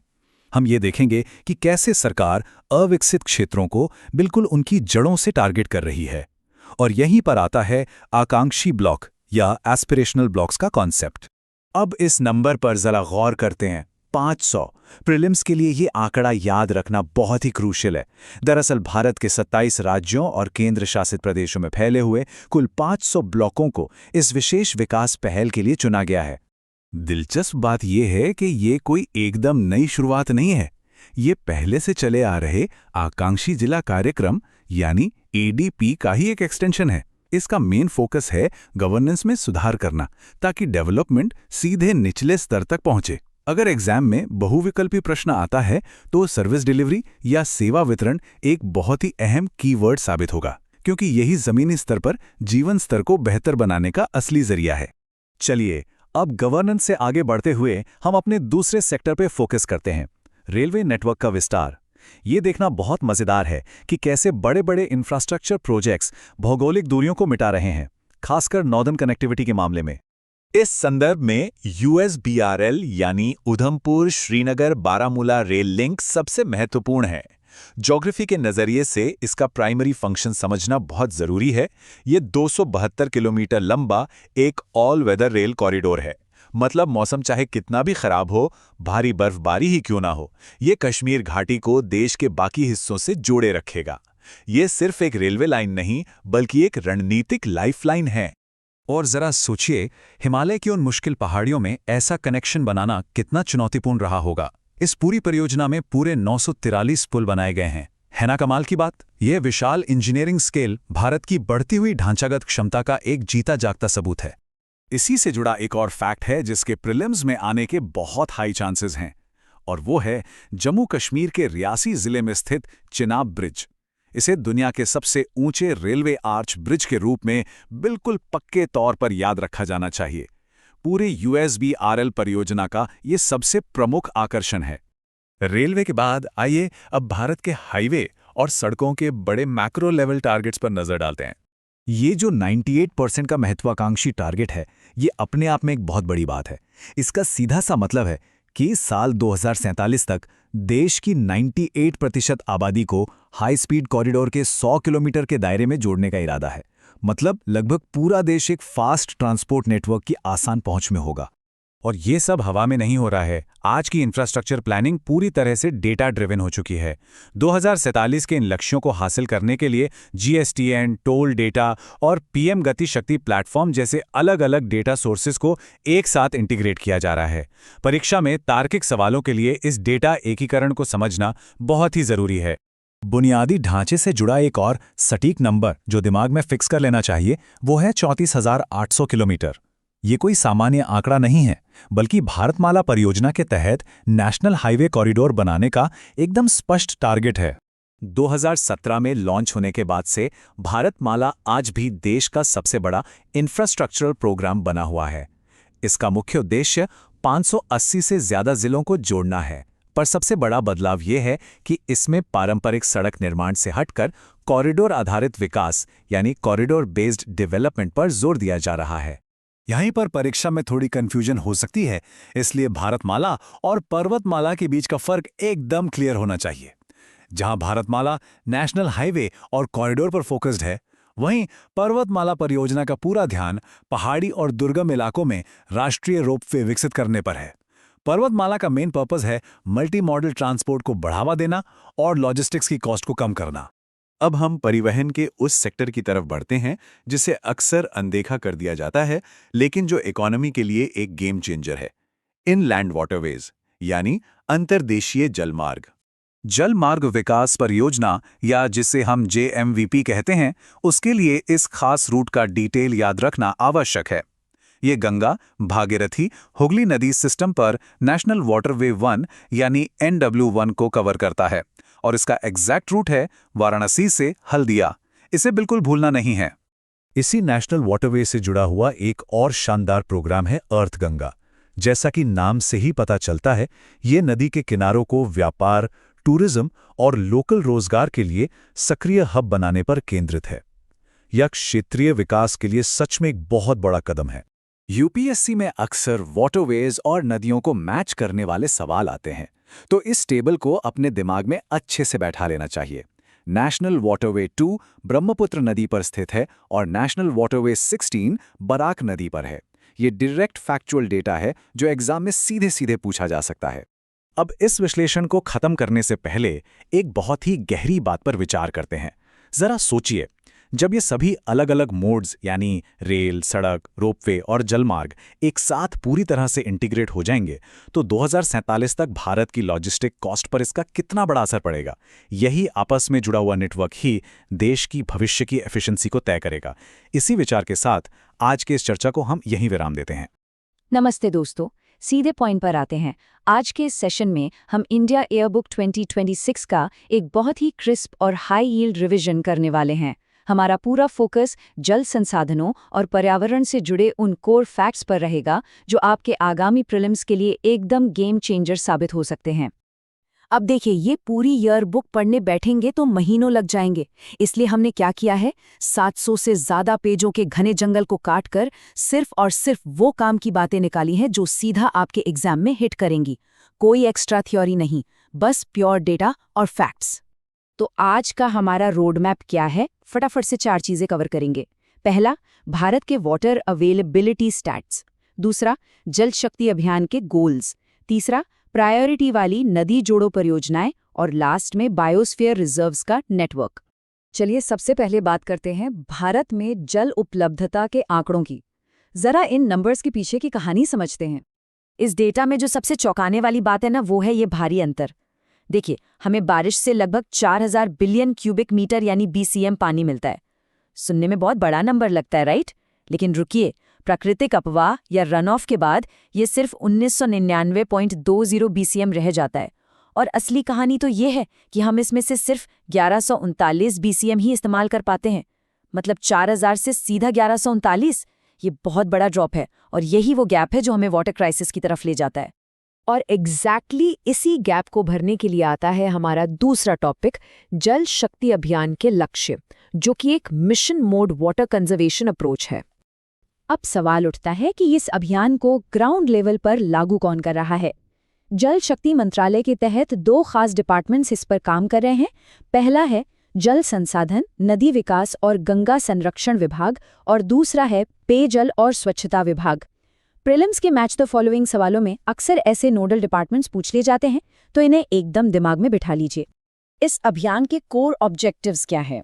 देखिए, ये कोई आम सरकारी योजना नहीं है, ये एक प्रॉपर मिशन मोड कैंपेन है। सरकार का सीधा फोकस इस बात पर है कि वाटर कंजर्वेशन को सिर्फ सरकारी फाइलों तक सीमित नहीं रखना है, बल्कि इसे एक जन आंदोलन बनाना है। पब्लिक का सीधा इन्वॉल्वमेंट चाहिए। इसके साथ ही सस्टेनेबल वाटर सोर्स डेवलप करना और भविष्य के लिए जल संरक्षण संपत्तियां यानी एसेट्स क्रिएट करना इसका मेन टारगेट है। अब पानी बचाने की बात हो गई तो जरा वाटर मैनेजमेंट के इंफ्रास्ट्रक्चर साइड पर चलते हैं। हमारा तीसरा टॉपिक है प्राथमिकता वाली नदी जोड़ों परियोजनाएं। ये जो नंबर 30 है ना, ये बहुत क्रूशियल है। पूरे देश में कुल 30 रिवर लिंक्स प्लान किए गए हैं। इसको 2 हिस्सों में तोड़ा गया है। 16 लिंक्स हमारे प्रायद्वीपीय यानी पेनिनसुला भारत के लिए हैं और बाकी 14 लिंक्स हिमालयी नदियों के लिए तय किए गए हैं। 16 और 14 ये स्प्लिट याद रखिएगा। इन 30 लिंक्स में से जिन प्रोजेक्ट्स को प्रायोरिटी लिस्ट में सबसे ऊपर रखा गया है वो ये 3 हैं: केन बेतवा लिंक, मॉडिफाइड पार्वती काली सिंध चंबल और गोदावरी कावेरी लिंक। एग्जाम के नजरिए से ये नाम बहुत ही हाई यील्ड कीवर्ड्स हैं। खास तौर पर केन बेतवा लिंक प्रोजेक्ट यानी KBLP की बात करें तो ऐतिहासिक रूप से ये बहुत स्पेशल है। क्यों? क्योंकि नेशनल पर्सपेक्टिव प्लान या NPP के तहत लागू होने वाली ये देश की सबसे पहली नदी जोड़ो परियोजना है। और इसमें पार्टनर्स कौन कौन हैं? केंद्र सरकार के साथ साथ मध्य प्रदेश और उत्तर प्रदेश। ये स्टेट्स का कॉम्बो अच्छे से याद कर लीजिए, एग्जामिनर अक्सर यही कंफ्यूज करता है। अब जरा इस इंजीनियरिंग मार्बल के फ्लो को समझते हैं। पानी नीचे साउथ की तरफ कैसे जाएगा? ये पूरा प्रोसेस 3 स्टेप्स में काम करता है। सबसे पहले गोदावरी के इंचमपल्ली से पानी कृष्णा नदी के नागार्जुन सागर तक आएगा। फिर स्टेप 2 में कृष्णा के नागार्जुन सागर से पेन्नार नदी के सोमशिला तक, और फाइनली पेन्नार के सोमशिला से कावेरी के ग्रैंड एनिकर तक पहुंचेगा। ये पूरा सीक्वेंस एकदम लॉजिकल है, बस इंडिया के मैप को विजुअलाइज कीजिए। चलिए अब अपने आखिरी और शायद सबसे स्कोरिंग सेगमेंट की तरफ बढ़ते हैं, बायोस्फीयर रिजर्व्स का नेटवर्क। मेगा इंफ्रास्ट्रक्चर तो ठीक है, लेकिन पर्यावरण और इकोलॉजी को बचाना भी उतना ही जरूरी है। इंडिया ईयरबुक का ये सेक्शन बहुत इंपॉर्टेंट है, क्योंकि यहाँ से सीधा कौन सा रिजर्व कब और कहाँ बना वाले सवाल आते हैं। चलिए कुछ की डेटा देखते हैं। भारत के कुछ बहुत ही प्रोमिनेंट बायोस्फीयर रिजर्व्स पर गौर करते हैं। जैसे नीलगिरी, ये 1986 में डेजिग्नेट हुआ था और 2000 में इसे world network of biosphere reserves यानी WNBR में शामिल किया गया। ये तमिलनाडु, केरल और कर्नाटक में फैला है। ऐसे ही नंदा देवी उत्तराखंड में है, नोकरेक मेघालय में और मन्नार की खाड़ी तमिलनाडु में। स्टेट्स का नाम और WNBR में शामिल होने का ईयर, ये दोनों चीजें आपको एकदम टिप्स पर होनी चाहिए। इस लिस्ट को थोड़ा और आगे बढ़ाते हैं। पश्चिम बंगाल में अपना सुंदरबन है, असम में मानस, अंडमान और निकोबार में ग्रेट निकोबार और ओडिशा में सिमलीपाल। अब यहाँ एक बहुत ही बड़ा कैच है और UPSC अक्सर यहीं ट्रैप सेट करता है। जरा मानस को देखिए। इसे 1989 में बायोस्फीयर रिजर्व तो बना दिया गया था, लेकिन WNBR लिस्ट में इसका स्टेटस अभी भी अंडर प्रोसेस है ना ट्रिकी? ऐसी ही छोटी छोटी डिटेल्स हमें एग्जाम में भीड़ से अलग करती हैं। तो आज के इस पूरे डेटा और एनालिसिस के बाद एक बहुत ही थॉट प्रोवोकिंग सवाल सामने आता है। एक तरफ हमारे पास केन बेतवा जैसी मेगा रिवर इंटरलिंकिंग परियोजनाएं हैं जो वाटर सिक्योरिटी के लिए बेहद जरूरी हैं, और दूसरी तरफ हमारे बायोस्फीयर रिजर्व्स हैं जो हमारी इकोलॉजी को बचाते हैं। विकास और पर्यावरण के इन 2 सिरों के बीच एक सही और सस्टेनेबल बैलेंस आखिर कैसे बनाया जाए, इस बारे में ज़रूर सोचिएगा, ये मेंस के आंसर राइटिंग में आपके बहुत काम आएगा। इसी के साथ आज का ये क्रिस्प रिवीजन यहीं खत्म करते हैं। पढ़ाई जारी रखिए। सीधा शुरू करते हैं आज का ये बेहद इंपॉर्टेंट विश्लेषण। हमारा फोकस है इंडिया ईयरबुक 2026 के कोर एडमिनिस्ट्रेटिव अपडेट्स। हम सिर्फ और सिर्फ उन हाई यील्ड फैक्ट्स पर बात करेंगे जो सीधा आपके प्रीलिम्स में हिट कर सकते हैं। तो चलिए देश के इस प्रशासनिक ढांचे और डिजिटल प्लेटफॉर्म्स को एकदम क्रिस्प तरीके से डिकोड करते हैं। आज के इस विश्लेषण का रोड मैप बिल्कुल क्लियर है। हम 3 मॉड्यूल्स कवर करेंगे। पहला, नेशनल सर्वे और डेटा। दूसरा, लेबर और एम्प्लॉयमेंट पोर्टल्स। और तीसरा, मॉडर्न डिजिटल गवर्नेंस प्लेटफॉर्म्स। तो पहले सेक्शन पर आते हैं, राष्ट्रीय सर्वेक्षण और डेटा। आखिर एडमिनिस्ट्रेशन अपना ये बेस डेटा तैयार कैसे करता है? देखिए, 1950 से ही नेशनल सैंपल सर्वे यानी NSS, जो पूरी तरह से ministry of statistics and programme implementation मतलब मोस्पी के अंडर काम करता है, कई सारे क्रूशियल सर्वे कर रहा है। ये लिस्ट एकदम फिंगर टिप्स पर होनी चाहिए।